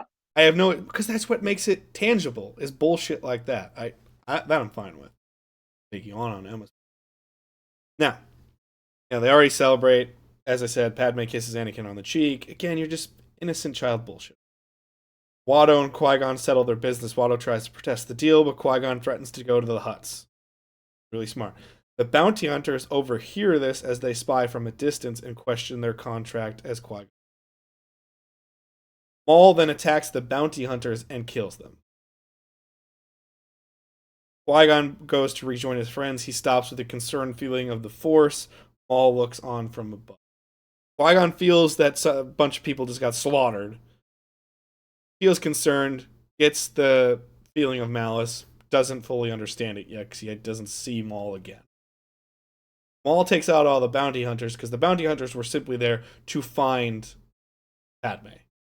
Bounty hunters weren't actually supposed to bring her in. Because the Emperor doesn't want to have to pay anybody, he doesn't want to do any of that shit, he just wants to control stuff. As the group celebrates, Jar Jar and Panaka rendezvous with them, and they grab the parts that they're supposed to get for the ship. Once they leave, it is revealed to Anakin he's no longer a slave. When he's first exuberant, he shifts to sadness when he finds out Shmi's enslaved. Anakin, in sad protest, rejoins Padme and the others celebrating. He sees the crew off to the ship, with Obi-Wan returning to the ship to aid in the rebellion. So, they'll move forward with all that stuff, but you can see Anakin's not super happy he's going to get separated, but at least he has some time to figure it out. It's not a, can Mom come too? No. And then we're walking away 10 minutes later, and he's like, I'm so sad. And you're just leaving a kid with nothing. His whole life has changed in 20 minutes. At least he's got some fucking time. He's got a day or two to figure it out. Say, hey, you're free. You can come with us now. That night, Qui-Gon watches over Anakin and Padme. They're watching the fireworks in the night sky over Mos Eisley as the Boonta Eve celebration. They show that in The Mandalorian. Or during the Boonta Eve is like an actual holiday celebration. There's a bunch of fireworks and shit in the sky. Just something like that. Shmi joins Qui-Gon and weeps as she sees her son happy, but is sad that he's going to go. Qui-Gon comforts her. And you see Anakin and Padme doing the classic kid bullshit where they're just nudging up against each other, sitting there. Too much. Too much. I'm fine with it because it at least sets up the future. Too much. You need less. I tried. I hate that there's so little. It's so one-sided in that, and then you're supposed to just believe that she falls for him. I want it to be a little bit more of a actual... But it needs to be gradual. Yeah. I mean, they can just sit there together. It's fine. They don't need to do the nudging part. That was just more for myself. Something I thought would work. Next day, as Padme, Anakin, and Qui-Gon are boarding the ship. Oh, I'm sorry. Morning, the crew begins to leave. Anakin stalls to speak with his mom. Shmi spends him away bravely. Anakin vows to return to see her again, which will happen just like in Attack of the Clones. It just won't be that much. And then he's comforted by Qui-Gon and Padme. So he has two people that he trusts and cares about to go with. They board the ship on the outside of Tatooine, and Maul makes a quick attack on Qui-Gon. Panaka sends them over that way, and they fly low and get that. So they pick up Anakin and Padme, then they fly low so Qui-Gon can escape. Same thing that happens, but now you have Padme and Anakin involved in that one. And then Obi-Wan, shockingly, checks on everyone as they go to Coruscant instead of just going, what the fuck? He actually cares for their safety. Who would have thought? We then cut back to Coruscant. We got Dooku. He's stewing as he's speaking to Master Yoda. He's just pissed about how a lot of the stuff has come about. Frustrated he hasn't heard from Qui-Gon, all that kind of stuff. He's arguing, and that's where it's also revealed that Dooku is Yoda's Padawan, which is canon. It's real, so let's get that involved so there's even more conflict, family conflict here. He argues he's Yoda's Padawan, and Yoda attempts to calm him down and insists that he insists he can go out and find Qui-Gon. And before Dooku can leave Yoda, another Jedi comes in and informs that Qui-Gon's on his way back. So Dooku can kind of go, okay, but you see Dooku's actually motivated to try to find Qui-Gon. He doesn't agree with the Jedi. Royal ship lands in Coruscant. Dooku awaits for them on the platform, as does the Supreme Chancellor, and Palpatine is right there trying to speak. The Chancellor and Palpatine look pissed at each other, so you can see there's tension there. But they both quickly turn when they see Qui-Gon arrive with Padme and the crew. Palpatine thanks the Jedi quickly before greeting Padme, who introduces him to Anakin. Qui-Gon tells Dooku and the Chancellor that things have gotten more complicated, insinuating what's going to happen beforehand. Who's the Chancellor? Terrence Stamp? That's Terrence Stamp. Yeah. Okay. Love Terrence Stamp. Yeah, great actor. I don't know anyone by character. I only know him by actor. Yeah. I mean, he's Zod from the original Superman. Yeah. Neo, he's the one that got Neo before Zod famous. So Anakin is going to stay with Padme as they prepare for a Senate hearing about Naboo, and then they get picked up by Palpatine for the heat. So we still have that little nod to the politics, but it's not that much. I thought it was important to do that, though, to sow the seeds of corruption in Anakin's. Or Palpatine's already going, oh, I'm going to manipulate this kid into my... Qui-Gon goes before the Jedi Council and updates on the situation. They balk at his detailing, though they reluctantly agree to test Anakin. Very similar to the scene, but when he's like, hey, there's a Sith Lord, they're like, the Sith haven't been here forever. What are you talking about? And he's like, well, they fucking attacked me, so clearly I'm right. So they can say, okay, well, I don't think it's a Sith, but he's certainly a problem. Just do it in a more nuanced way than, you're wrong. He's like, I just got attacked. What are you talking about? And they all go, you must be lying. There's no way. It's like, fucking morons. Believe your own people. What are you talking about? And I've been just kind of running through some stuff here. Any thoughts thus far?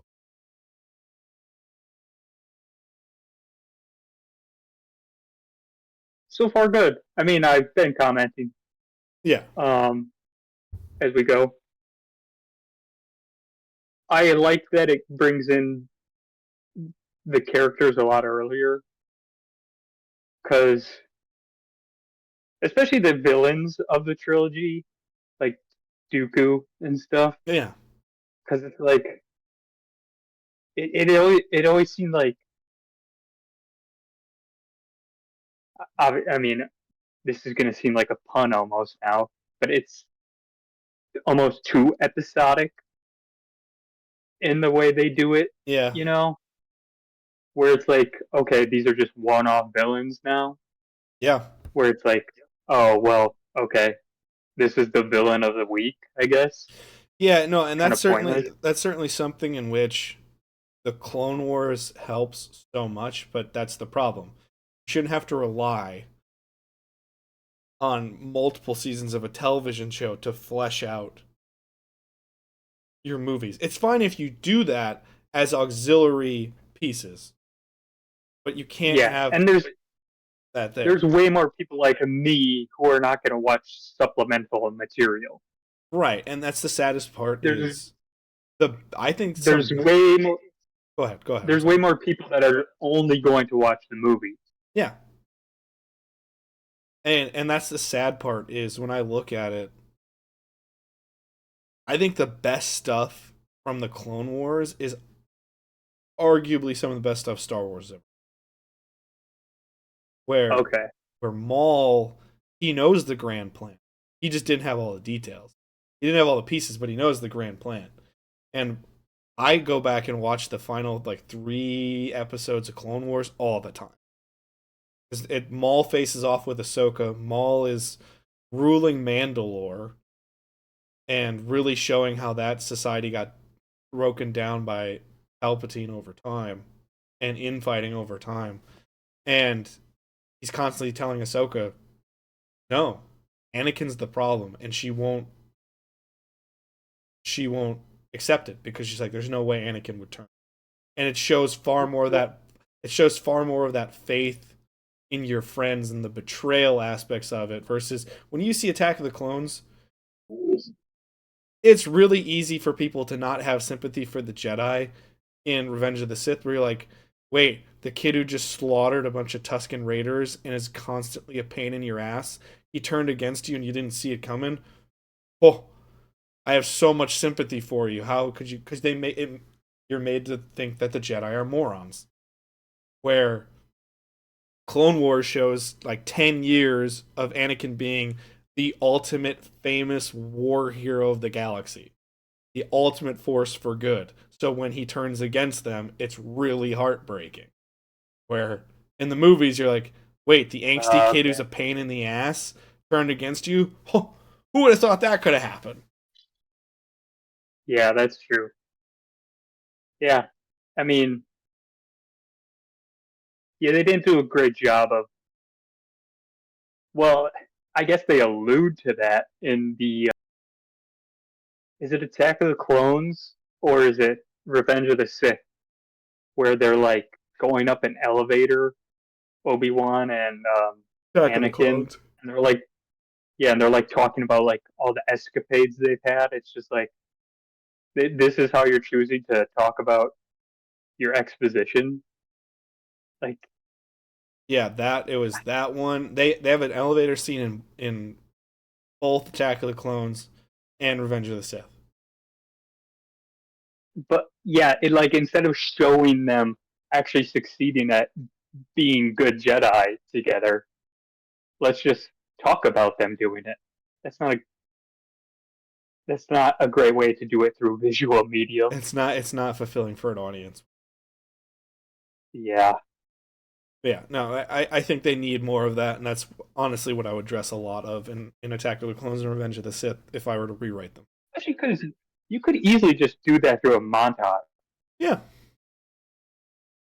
it would have been really interesting to see if the opening crawl could have been done through a montage. It'd be a wild concept, too much of a departure, but it'd be kind of a cool idea to be as that's going on. I think there'd be too much of an uproar because like It's sacred, Star Wars, sacred cow. Yeah. yeah, Star Wars fans are like some of the most toxic fans there are at times. Yep. So it's like, yeah, But we'll continue. Anakin attends the emergency hearing for Naboo's sovereignty with Palpatine and Padme. After a bunch of squabbling, nothing is done. After you hear a bunch of bureaucratic nonsense and conjecture. Ego Damask, it's another character that is wildly important but is never talked about, is heavily featured in the opposition. Ego Damask is Darth Plagueis, which is Palpatine's master. So, Maggie Smith. so Plagueis, it's revealed in extended universe stuff, is killed during the events of Episode 1 by Palpatine. When Palpatine's making his first real echoes of his plan to start taking over, he assassinates his master by poisoning him. But I wanted to show that on screen as opposed to just show how conniving the Emperor is. Show how much he's been sowing the seeds of discord. Damask stirs a chorus of senators, all on opposing sides, to bring for a vote of no confidence to Chancellor. But that's how it's done. Palpatine starts to plant the seeds that the Senate is broken, but he could Yeah, fix it. actually, the one thing I will say about the Phantom Menace that I think they get right is actually the political stuff. I think there's too much of it, but I actually like the plotting of it. I think they actually do a good job of it. Yeah, so, but yeah, here Palpatine, you don't see Palpatine go for a note of vote confidence. You don't see Padme do it either. And why would a Senate give a kid a vote of no confidence? And they all go, she's right. She's what, 14 or 15 in the first movie. Why Yeah. why would these senators that are all smelling their own farts, thinking they're so smart, why would they listen to a 15-year-old they've never met before? Makes no sense. Mm-hmm. So you see Ego Damask and a bunch of the senators all say, we have no confidence in you to do anything. That's how you sow the seeds of, all right, we're going to get a new chancellor. And Palpatine is already telling Anakin and Padme to manipulate them, like, yeah, the Senate's broken, but I could fix it. So to put faith in him. they have faith in him to do it. So why they actually trust him in the first place?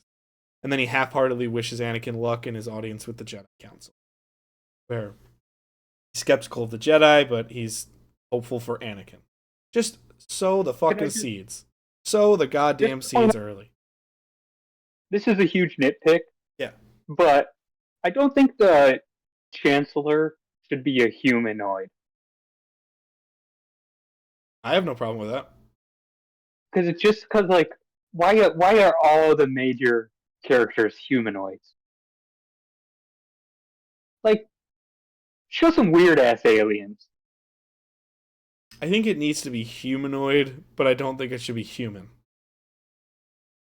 I want some ET looking ass aliens in there. They are Star Wars canon. I know. They're in the So, shots. like, I want some weird ass aliens being in charge. Well, they're still at humanoid. They still have a neck and arms and hands and shit. They just look weird. Yeah, but I'm just saying, like, why are, like, they are human, though? Like, all the ones that are, like, in charge. Yeah, Like I would say and all that. we should have an alien. We shouldn't have a human in that spot. I'm fine with that. Yeah. Because then again, it shows. That's just a nitpick. No, I think it's a good nitpick on that. Palpatine goes away from his chambers, or goes back to his chambers, and he contacts Maul. He tells him to go to Sereno and causes chaos. And he'll stay behind to play concern and further their plan. You see Palpatine doing that. Sereno, again, is the home planet of Count Dooku. Padme insists on returning to Naboo to aid her people, though her security council doesn't approve. She overrules them. Show her finally getting a bit of a backbone. You know, like a kid, and she technically does rule over them, so they do technically have to listen. But they're like, what the fuck?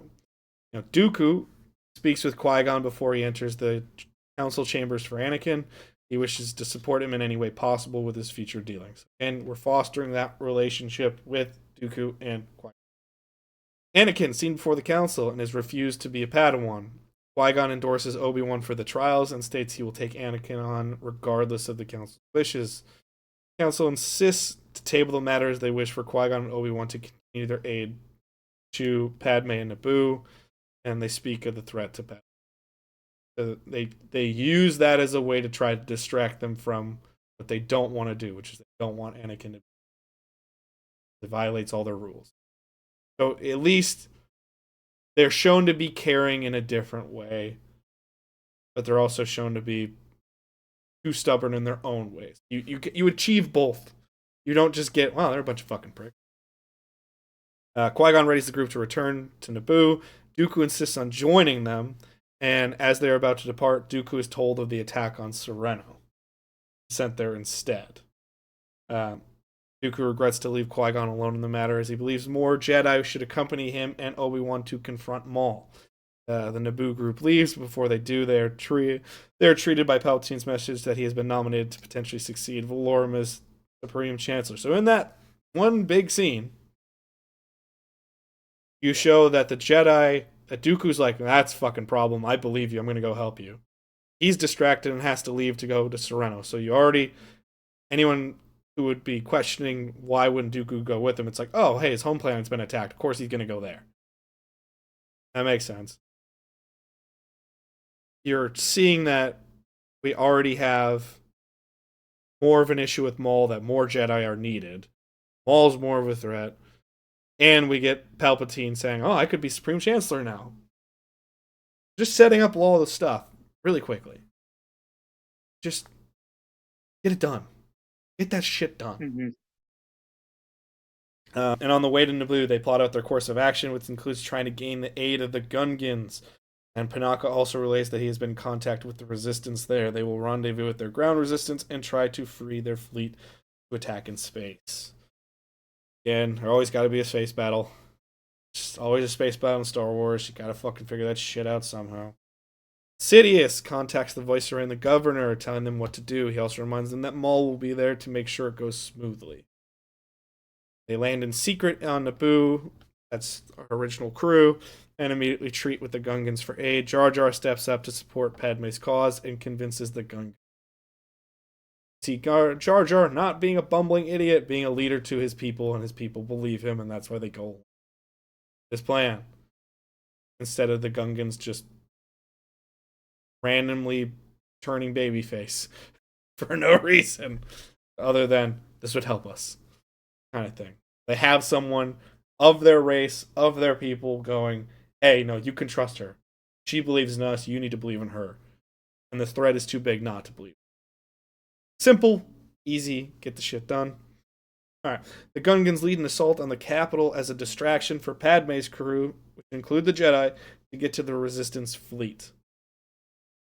Skirmish breaks out in Theed between the unified Gungans and the Resistance against a bunch of battle droids. Padme and the Jedi continue toward the prison. We're going to go try to free some more people, go help some shit out. But the Gungans and the Resistance fighters that they do have are now engaged in battle. The Viceroy and the Governor begin to panic as they see what is done, and Maul stays steadfast in his intimidation and patience. So Maul's just like, stop being a bunch of bitches. Grow up, essentially. Resistance crew gets to the prison and frees the pilots with relative ease. The Jedi see how easy this is, and they believe this could be possibly a trap, but they proceed with their plans anyway. So, see, it's like, wow, this is a little too easy. You can see the strings are still being manipulated. The Viceroy leaves in his ship in fear of what Maul is allowing to let happen, and he leaves the Governor to oversee the battle with Maul's oversight via hologram. So, the Viceroy's like, I'm getting the fuck out of here. I'm not doing this.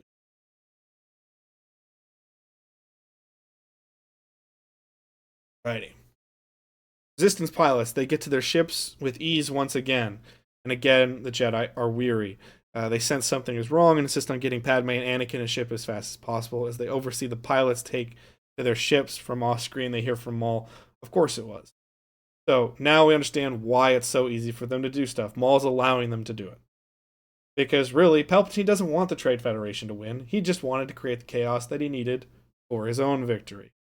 Maul was his tool to do that. So it shows that the Jedi don't know everything, but they still are aware that shit's going bad. It's like a detective. They know shit's bad, but whatever. They don't look like a bunch of bumbling idiots. And Maul looks a lot smarter, more useful, as does Palpatine. Mm-hmm. Just better. We cut away from that. It's just a quick break. And Dooku arrives on Sereno. He finds a village in ruin and a hired bandit group celebrating in their spoils. He gives in to his anger and he strikes all of them down and frees the captives. Classic bullshit bandit Viking raider types. They're grabbing at women. They're holding booze. They're getting their riches, and Dooku just kills all of them. Just strikes all those motherfuckers. Show the dark side turn. Not that hard. Viceroy makes it back to the command ship. He orders his fighters to launch. Great, we have a space battle. The Senate chamber erupts as Palpatine is elected Supreme Chancellor. Right as you see the whole plan working out, that's where you see Palpatine is the new Supreme Chancellor. Actually show the moment. Don't just say, he's the new Chancellor. Okay. Constant cuts. Show the tragedy. Show the shit that's happening. The Resistance pilots take off from the corridor in the palace. The ground Resistance forces wage war on the waterfront below. So, nice river, waterfall sequence that you see a lot in Naboo. You're seeing the streets just overtaken by Resistance fighters. Droids. Have we set up the battles enough for this shit to actually be exciting? So you have a space battle going on. About to happen, yeah. The Gungans versus the droids. Gungans and Naboo fighters versus the droids. So they're actually a unified team. Makes sense. Okay. Because in the original, it's just droids versus Gungans. Yeah, and it makes no goddamn sense. Yeah. Why are they just out on a battlefield? Makes no sense. And then Maul is not dueling anyone yet, right? Not yet. We're about to get to that. But I put the scene with Palpatine being elected Supreme Chancellor at that moment because now every single piece on the board has been shown to be his doing.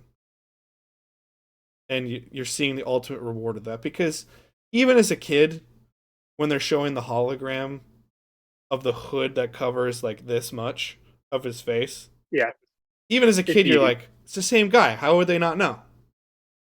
Yeah, So instead of trying to pretend to the audience you don't know, the audience knows. So let the audience see it. So it's like Game of Thrones. Let the audience see the villains be villains. And then, but that doesn't mean that the heroes would know that that's a villain because they didn't witness it themselves. Let the audience know, hmm I motherfucker, I hate it. I just, but let them know they're not stupid.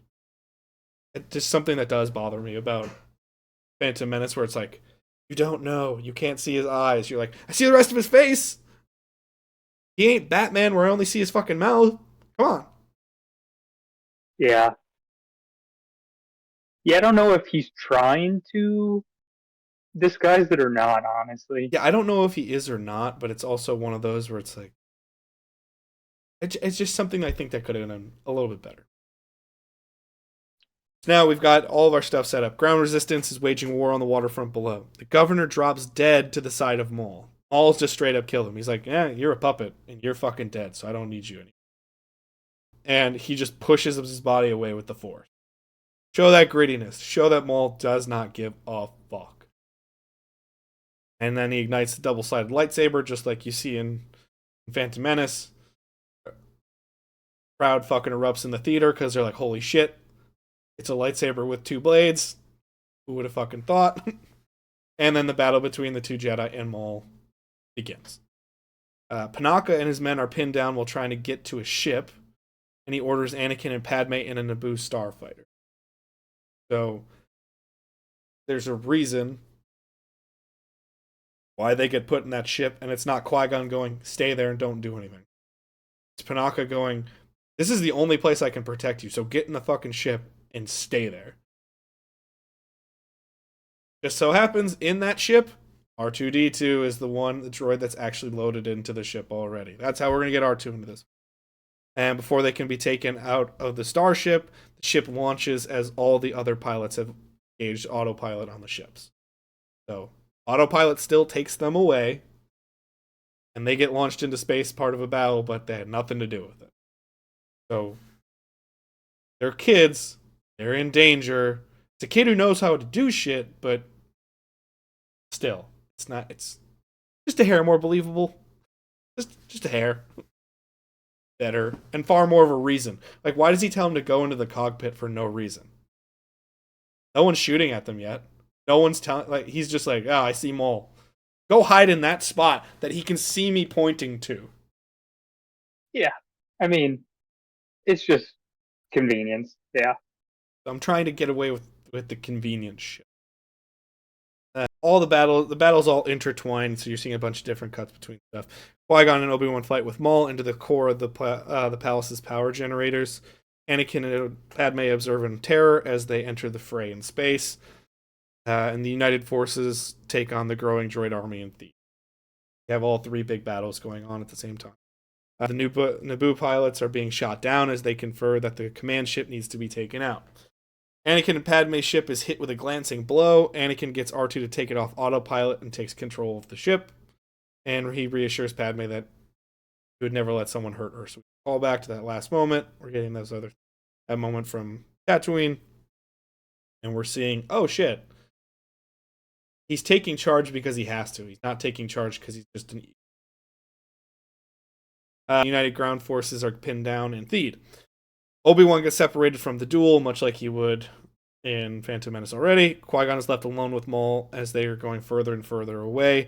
Obi-Wan rushes to try to catch back up. Panaka loses a few of his men as his team is cornered in a bad spot. So that's like a mini battle that doesn't really ever occur outside of Panaka's pin. But you might actually care about Panaka because you've seen him more scenes than just one going, not a good idea. He's actually had rah-rah speeches. He's actually had moments with people. He's shown to care. Anakin manages to take out a few fighters through haphazard shooting. It's not accurate. He's just kind of shooting to shoot. He takes a few of the droid plan out, but eventually their engine overheats, and he tells Padme to brace herself as they're going to crash into the power hangar of the command. So, coincidental, yes, but at least Anakin's shown to have some fucking. Not that he doesn't in Phantom Menace, but he goes from I'm just a kid who loves pod racing to I'm the greatest starfighter pilot ever. And at 9 years old with no experience, I can now pilot this starfighter. But as Obi-Wan tries to close the gap, Qui-Gon fatigues. Obi-Wan uses force speed and closes within striking distance. Because Caravan of Garbage makes this up. If you have force speed, like they do at the beginning of the movie when they run away from the droids, why wouldn't you use that if you think your master, who you love, who is your father figure, why wouldn't you use that to try to get back to him? Yeah, I remember that criticism. Yeah. And there is no video game doors. Yeah. I got rid of that entirely. But there's power couplings anywhere because this is power generation station that they're fighting in. So as Obi-Wan uses force speed, he's just about to get into a striking distance, and Maul hits a power coupling, and it explodes, and it sends Obi-Wan crashing backward. So you have a much more natural walk as to why Maul versus Qui-Gon is one-on-one, and Obi-Wan can't intervene.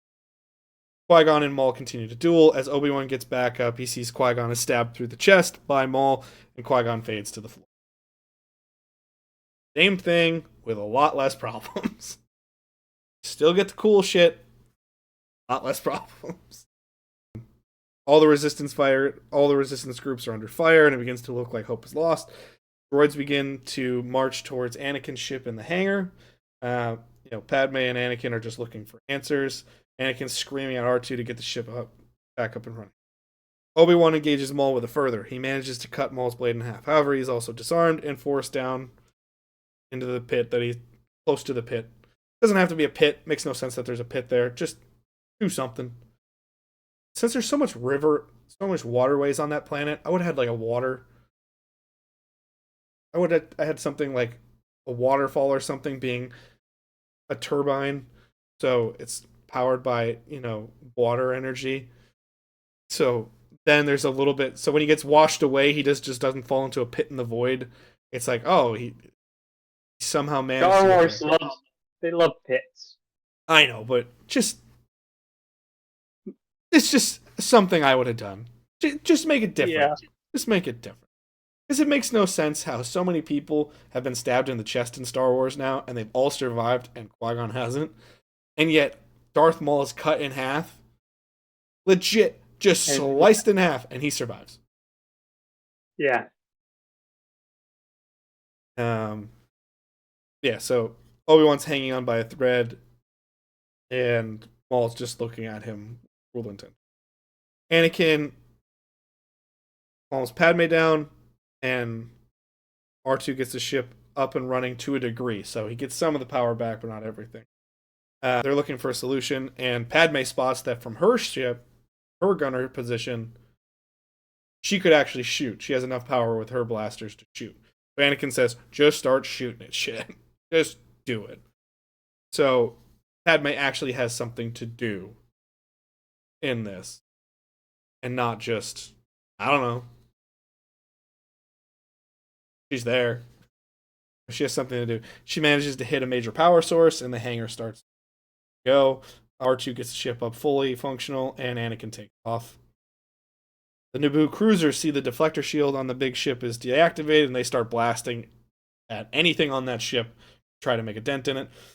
Obi-Wan manages to use the Force, leap out of the ledge, take Qui-Gon's saber in hand, cuts Maul in half. Exactly like fucking Phantom Menace, just maybe not a pit to nowhere. Anakin and co. fly away. The Viceroy just blows up in the battle like always. Anakin, Padme cheer.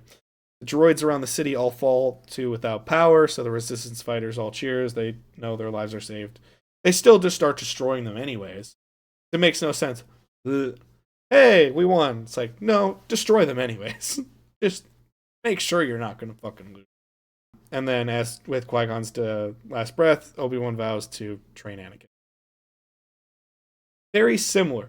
The notes in Phantom Menace at the end, I think, are all good. I think there's just flaws to them that if you eliminate the flaws, people go, that's really good. You know? I would say you don't even need Qui-Gon to ask Obi-Wan to train Anakin. Maybe just have Obi-Wan make an active choice to train him. Right. And I think Maybe that's a that good could be an one. interesting choice.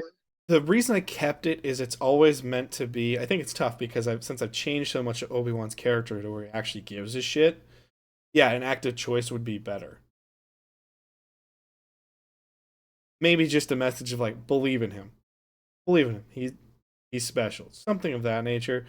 But Mm-hmm. you're right. An active choice might be a little bit better because I don't think it's done well enough where it's supposed to be Obi-Wan is only training Anakin out of obligation to him. He's not doing it because he gives a shit. He eventually comes to give a shit. But when he first takes Anakin on, he's doing it solely But out of my master asked me to do this with his dying breath. but is that a rewarding story to tell? No, not really. Yeah, And it's it's not not done like well a enough. It's not done well enough to make it feel great. yeah. That's not like a rewarding relationship. Yeah, and I think that's where you can still show tension in their relationship. It just doesn't have to Yeah, be, oh, this fucking kid. And then for 15 years of your life, you're just like, God, this kid is such a pain in my ass. Instead, it's, no, I believe in you. I care about you. But then the betrayal means a lot more at the end. Where they're all, yeah. and I mean, you yeah, you could argue like, okay, he starts off that way, like, okay, I'm only doing this out of obligation, and then he grows to love him. But then you really need to make that clear. Like, there needs to be a clear turning point where you show that flip.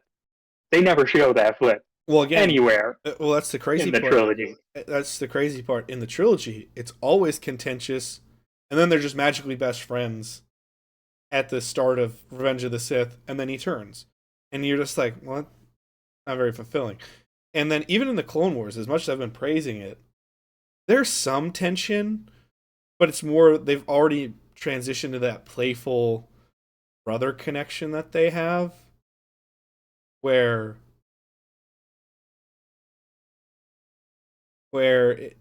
it's a lot of Obi-Wan going, Anakin, why? But it's always done with that tongue in cheek, like, I love you, but what are you doing? Kind of thing. But they're already on good terms. They don't really show the transition from bad terms to good terms. It's just bad terms, then they're good, and the Clone Wars fleshes out the relationship, and then Revenge of the Sith happens. But Okay. there's never those foundational episodes in the Clone Wars, or like you said, in the actual movie, where you see true growth between the two of them to you go, maybe he did this out of obligation, but now he's truly come to love and respect. And Yeah. I I, get that. I actually, I actually would go back on what I just said. Like, it would make sense to do it out of obligation, but then you have to really show that there is a flip where it becomes out of love. Yeah. So again, we've saved the day, but now we have Obi-Wan taking on the promise that he'll train Anakin somewhat out of obligation. Qui-Gon.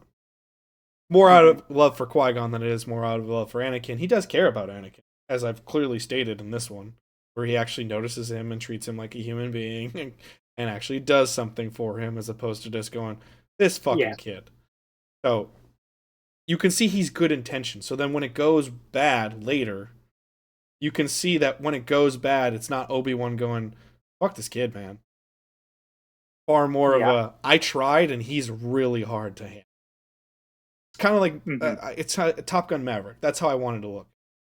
Where Maverick's always really trying to do what's best for him, but it doesn't work because that's not exactly what Rooster wants.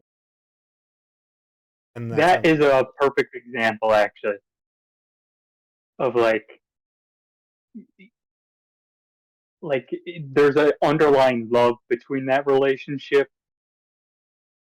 and it's not until the very end that they realize the respect for each other, and that's like why it's rewarding at the end. But like, if Star Wars could have done that in any form or any way, like that would have been so much more fulfilling, Yeah. and it would have been so much more impactful in Revenge of the Sith. Right, and that's Like, where I want there to be an underlying love and understanding.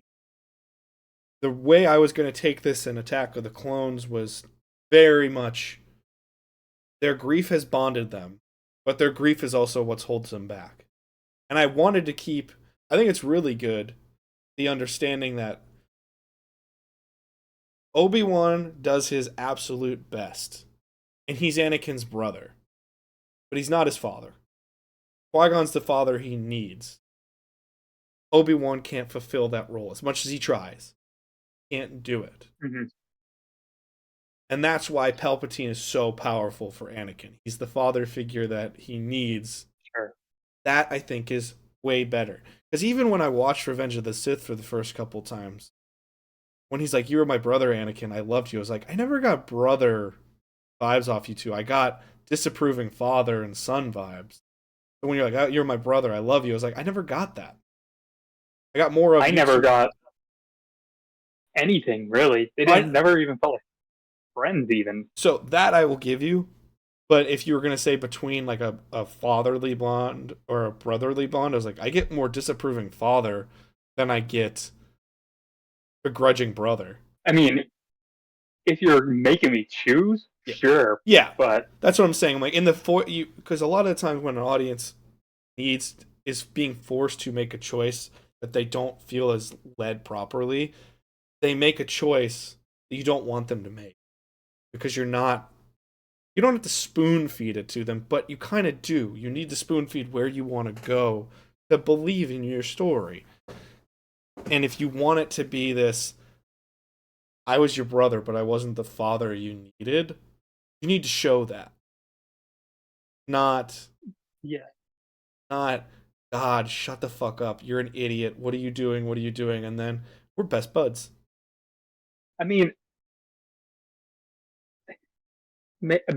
I'll just ask you because I can't remember Attack of the Clones or Revenge of the Sith that well. Are there like any big emotional scenes between the two of them? No. Attack of the Clones is so problematic. One of the reasons, I know you're saying I'm doing too And I much. just mean like I'm not talking about like heart to heart moments between them. No. There's Okay. the elevator sequence when they first are about to meet Padme is meant to show how they're playful and friendly with each other. And it just feels forced and wooden and not great. Part of the reason I was going, and I know somewhat heavy handed, into the innocent kid love relationship between Anakin and Padme is so you don't have to do as much in Attack of the Clones. Part of the reason I think the failure of the turn is Padme is irrelevant in Revenge of the Sith. She doesn't do much of anything. She's just in. Yeah. She's a token character at that point. So when he turns against Padme, it doesn't have the effect. But the whole way that George was building it was towards the turn, and the most vital turn through the story you've told would be against Padme, not Obi-Wan. But the final moment is turning against Obi-Wan, not Padme. So those two things just don't work. Where here, I feel if you really build that relationship early, then you can focus a lot more on Obi-Wan and Anakin together. And you've already established Anakin has this just I've been smitten with you and I've loved you since the moment I met. Hmm. And it's far more believable because the two of them shared that experience versus Anakin just going, "Are you an angel?" So then when they Yeah. get back Well, together later, they immediately already have that chemistry. And it's just rediscovering it. And it's true forbidden love that they've always wanted versus no. And then you can build them simultaneously because you believe in both now. yeah, because you can't have like true um like it's hard to have an audience connect with your character relationships if your characters are never like truly vulnerable with each other. Right. Like never do they show Obi-Wan or Anakin really be vulnerable with each other. No. And It's mostly just Obi-Wan and, shitting on Anakin from time. and Hayden Christensen and Natalie Portman have negative chemistry. Yeah. It's like, okay, yeah, Harrison Ford can have chemistry with a wooden plank. I mean, put anyone in there and he'll have chemistry with them. You can get away with it. Like, You can get away with it, but you didn't have to because Harry Fisher and Harrison Ford had natural chemistry together. yes, It like, just also so happens only because it's public knowledge now. Yeah, they had an affair and they were actually had a yes, physical relationship as well. So they clearly actually had true feelings of affection for each other as well. That certainly doesn't hurt when you already have two talented yeah, actors. and it helps that both of them are actually okay. Natalie Portman is a great actress. I will say that, but like Carrie Fisher and Harrison Ford are both good actors. Yeah. Like, and they're much better at delivering that dialogue than Hayden Christensen and Natalie Portman are. Right. And I've come around on Hayden a little bit because when you see him in new Star Wars projects and he actually is given good dialogue, you're like, huh, he's a functional piece of this story now versus fuck, this is bad. But yes, Okay, especially with I Attack haven't of the seen any of that. I think Attack of the Clones just sets him up for failure. I think he's okay in Revenge of the Sith, but there's too much clunky. Because I think the shit that he does with Obi-Wan actually does work in Revenge of the Sith, but it doesn't achieve the goal that George is trying to do because it doesn't feel right. But at least you're like, okay, I get this cocky, powerful guy off him. It's all melodrama. Yeah, so but again, that's the whole point of this was to get to those relationships. So as we finish, I feel that's been set up a lot more. To answer your questions back, is we when we're setting up for the future, we already have the problem is we can't end this however way we want it. We always have to end this story with the downfall of Anakin Skywalker. So really, it's setting up that downfall better. So where it's a true tragedy, where it's like he gave up the love of his life out of jealousy. In some ways, he gave up the love of his one true family member that he had in life for the quest for power.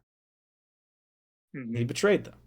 That's way more sad, but you need to make him sympathetic so it's a true tragedy.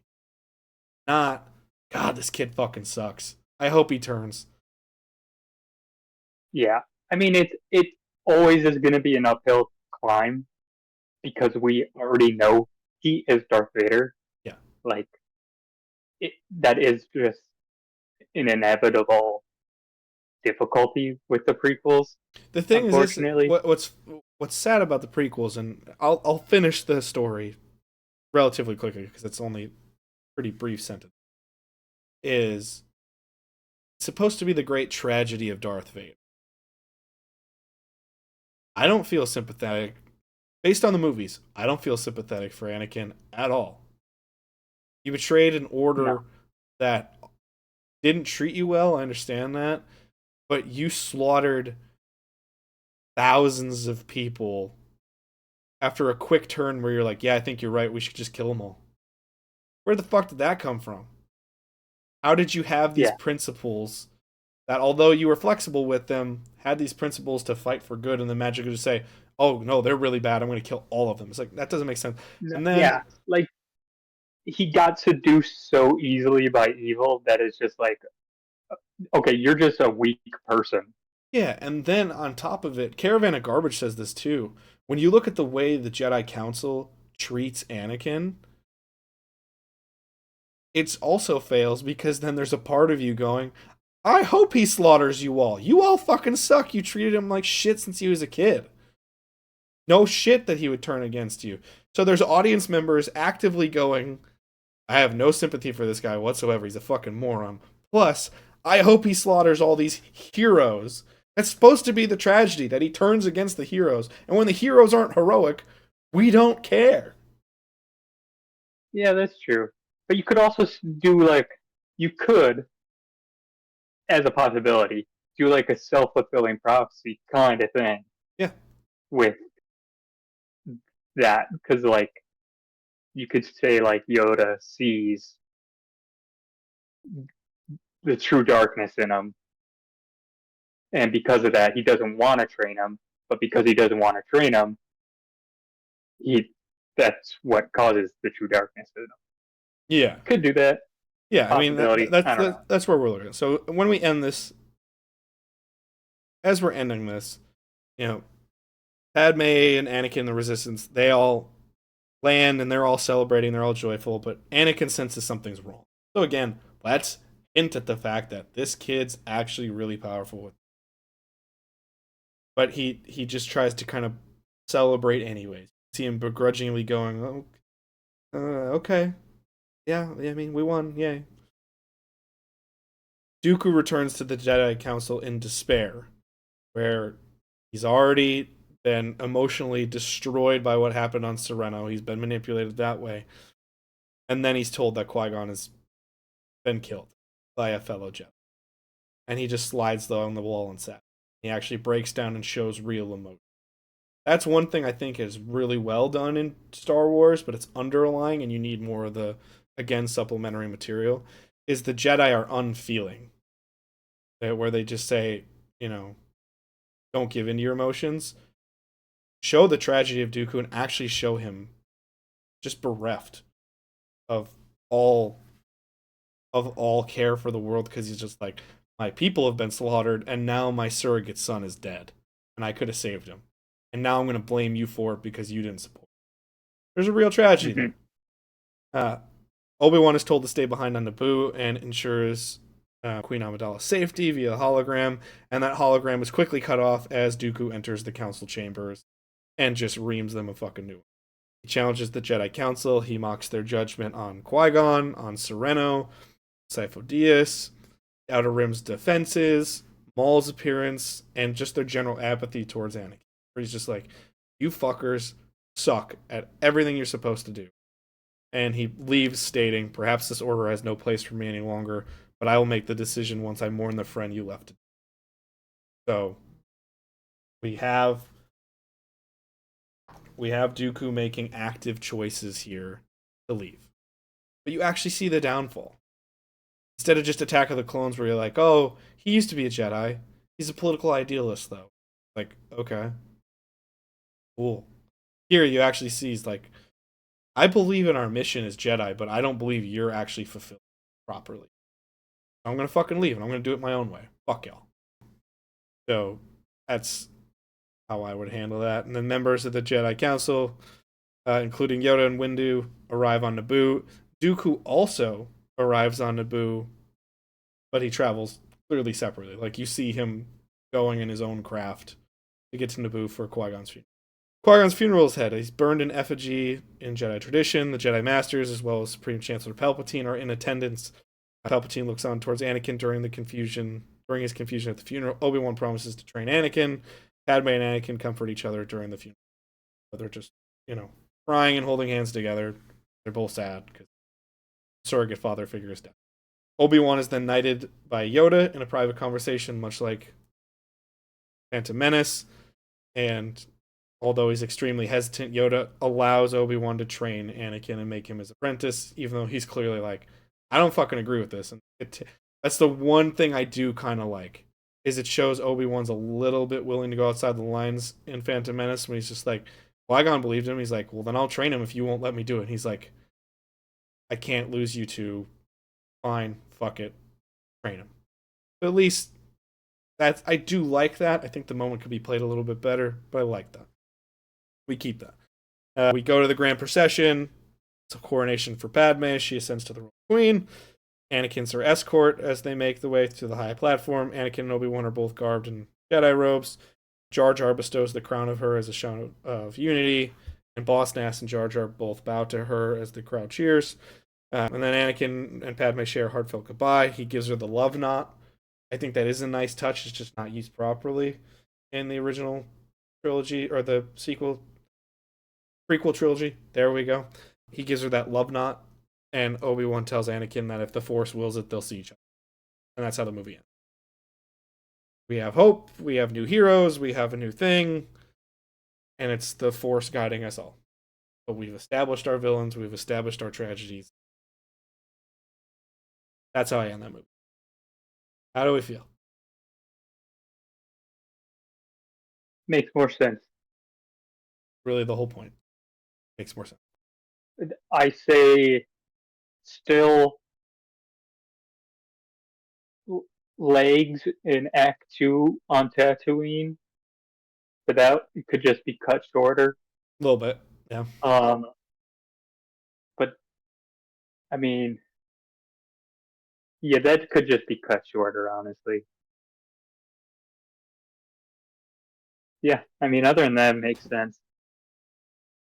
Does it accomplish overall goals that we need to get to make this series?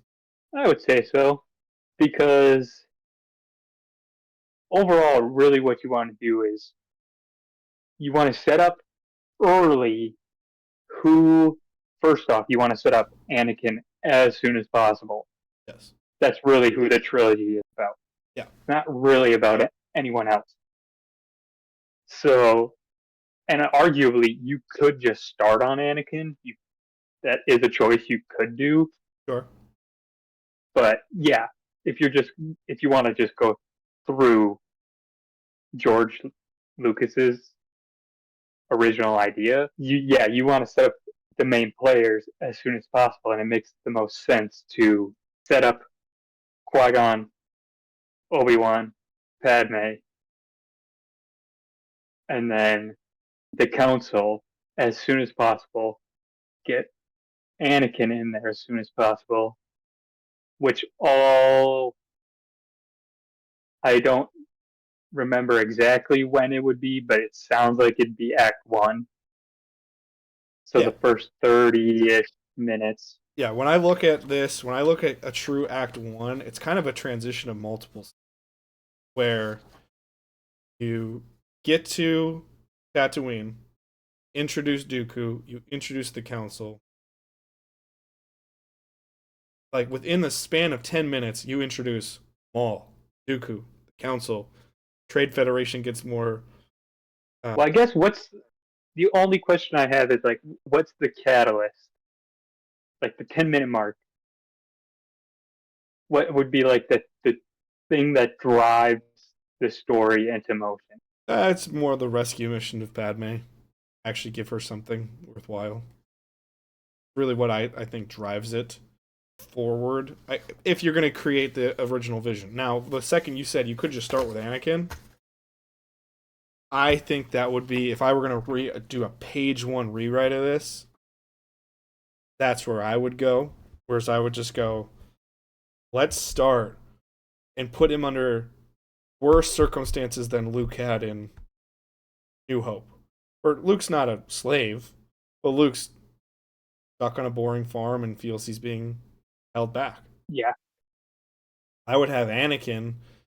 I would show Watto and Anakin bickering right away.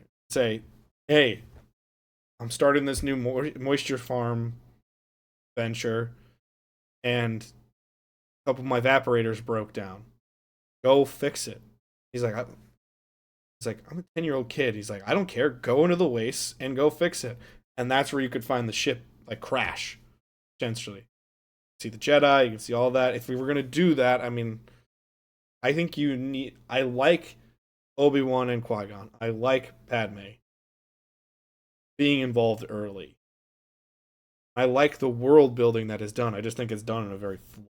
If I were going to do a page one rewrite, I'd probably do that, where you already show he goes against the rules of what he's supposed to do out of kindness for others. Technically speaking, if you were to do that, you could just start page 1 on Anakin, and then your catalyst is page 10, where he meets Qui-Gon, Obi-Wan, and Padme. Like, that actually makes probably the most sense to do. Yeah. And then you just get the backstory there of what just happened with them, those 3 characters. Right. But yeah, obviously, like, George Lucas loves to overwrite things, especially in the prequels. Yeah, the whole I also getting those worlds built as fast as possible. Yeah, while you were talking, I also had a rewrite idea. Mine's much easier. Yeah. Mine is just don't make it. Just don't make the prequels at all. Yeah, George felt he needed a story to tell, so he told it. I know. I just wish people would just leave there. At times, just leave it alone. Leave things alone. Never gonna happen, especially in today's world, where we're gonna keep getting the same thing. You see, Warner Brothers now has come out publicly and said they view Harry Potter like they do Batman, where it's gonna continually have reinvention after reinvention all the time. I wish the Harry Potter movies should just stand on their own. They should have never made Fantastic Beasts. It should have just been those 8 movies, and that's it. Speaking of Fantastic and they should never remake them. Well, speaking of Fantastic Beasts, that's what we're doing next week on the show. Calendar order. Oh, we're doing that next week? Well, calendar when we release this, because we're releasing this a couple of weeks after we actually record it. So as of the show on Saturday, you're going to get your normal show. We're doing our big box office series. Going to 1995 to hit Batman Forever. It is kind of crazy how many Batman movies we've already hit on. That's true. And we really were not intending that, but we've already hit Batman versus Superman in a show. We've hit Dark Knight, and now we're going to hit Batman Forever. So that's going to be fun. That's going to be your Saturday show this week. Special Thanksgiving episode. Next week, we're going to try to fix Fantastic Beasts and where to find them. That's going to be a whole heck of a lot of fun. I hope you guys enjoyed this Star Wars Phantom Menace rewrite. We'll have some more down the line, some more stuff rewritten for you. It's been fun doing this. Happy Thanksgiving to each and every one of you. If you're watching this day of, that's amazing. Thank you for sharing your holiday with us. If you're not, you're watching it after the fact, here's a nice gift for the holiday for you. Too many gifts are given at Christmas, not enough are given at Thanksgiving. Any closing thoughts beyond that, Dylan? Besides, don't make Star Wars. Star Wars sucks. Yeah, let's piss off the internet. I'm just kidding. Yeah, let's piss off the internet some more. It's just not for me anymore. I get it. But that is going to do it here for us, folks. Tell us what you think of the new movie, what you guys thought of it. Share your own ideas for what Phantom Menace could have been. Always fun to get to talk. Yeah, also, tell us why Kidster's the best character in Star Wars. Kidster is? I thought it was the old woman. I thought that was your favorite character. Okay. Well, which of those 2 is the best? Gotcha. Okay. Big poll here. But enjoy your day. Enjoy your time. Or whoever you're spending it with. Peace, love, and hugs to you all. Go watch a great movie.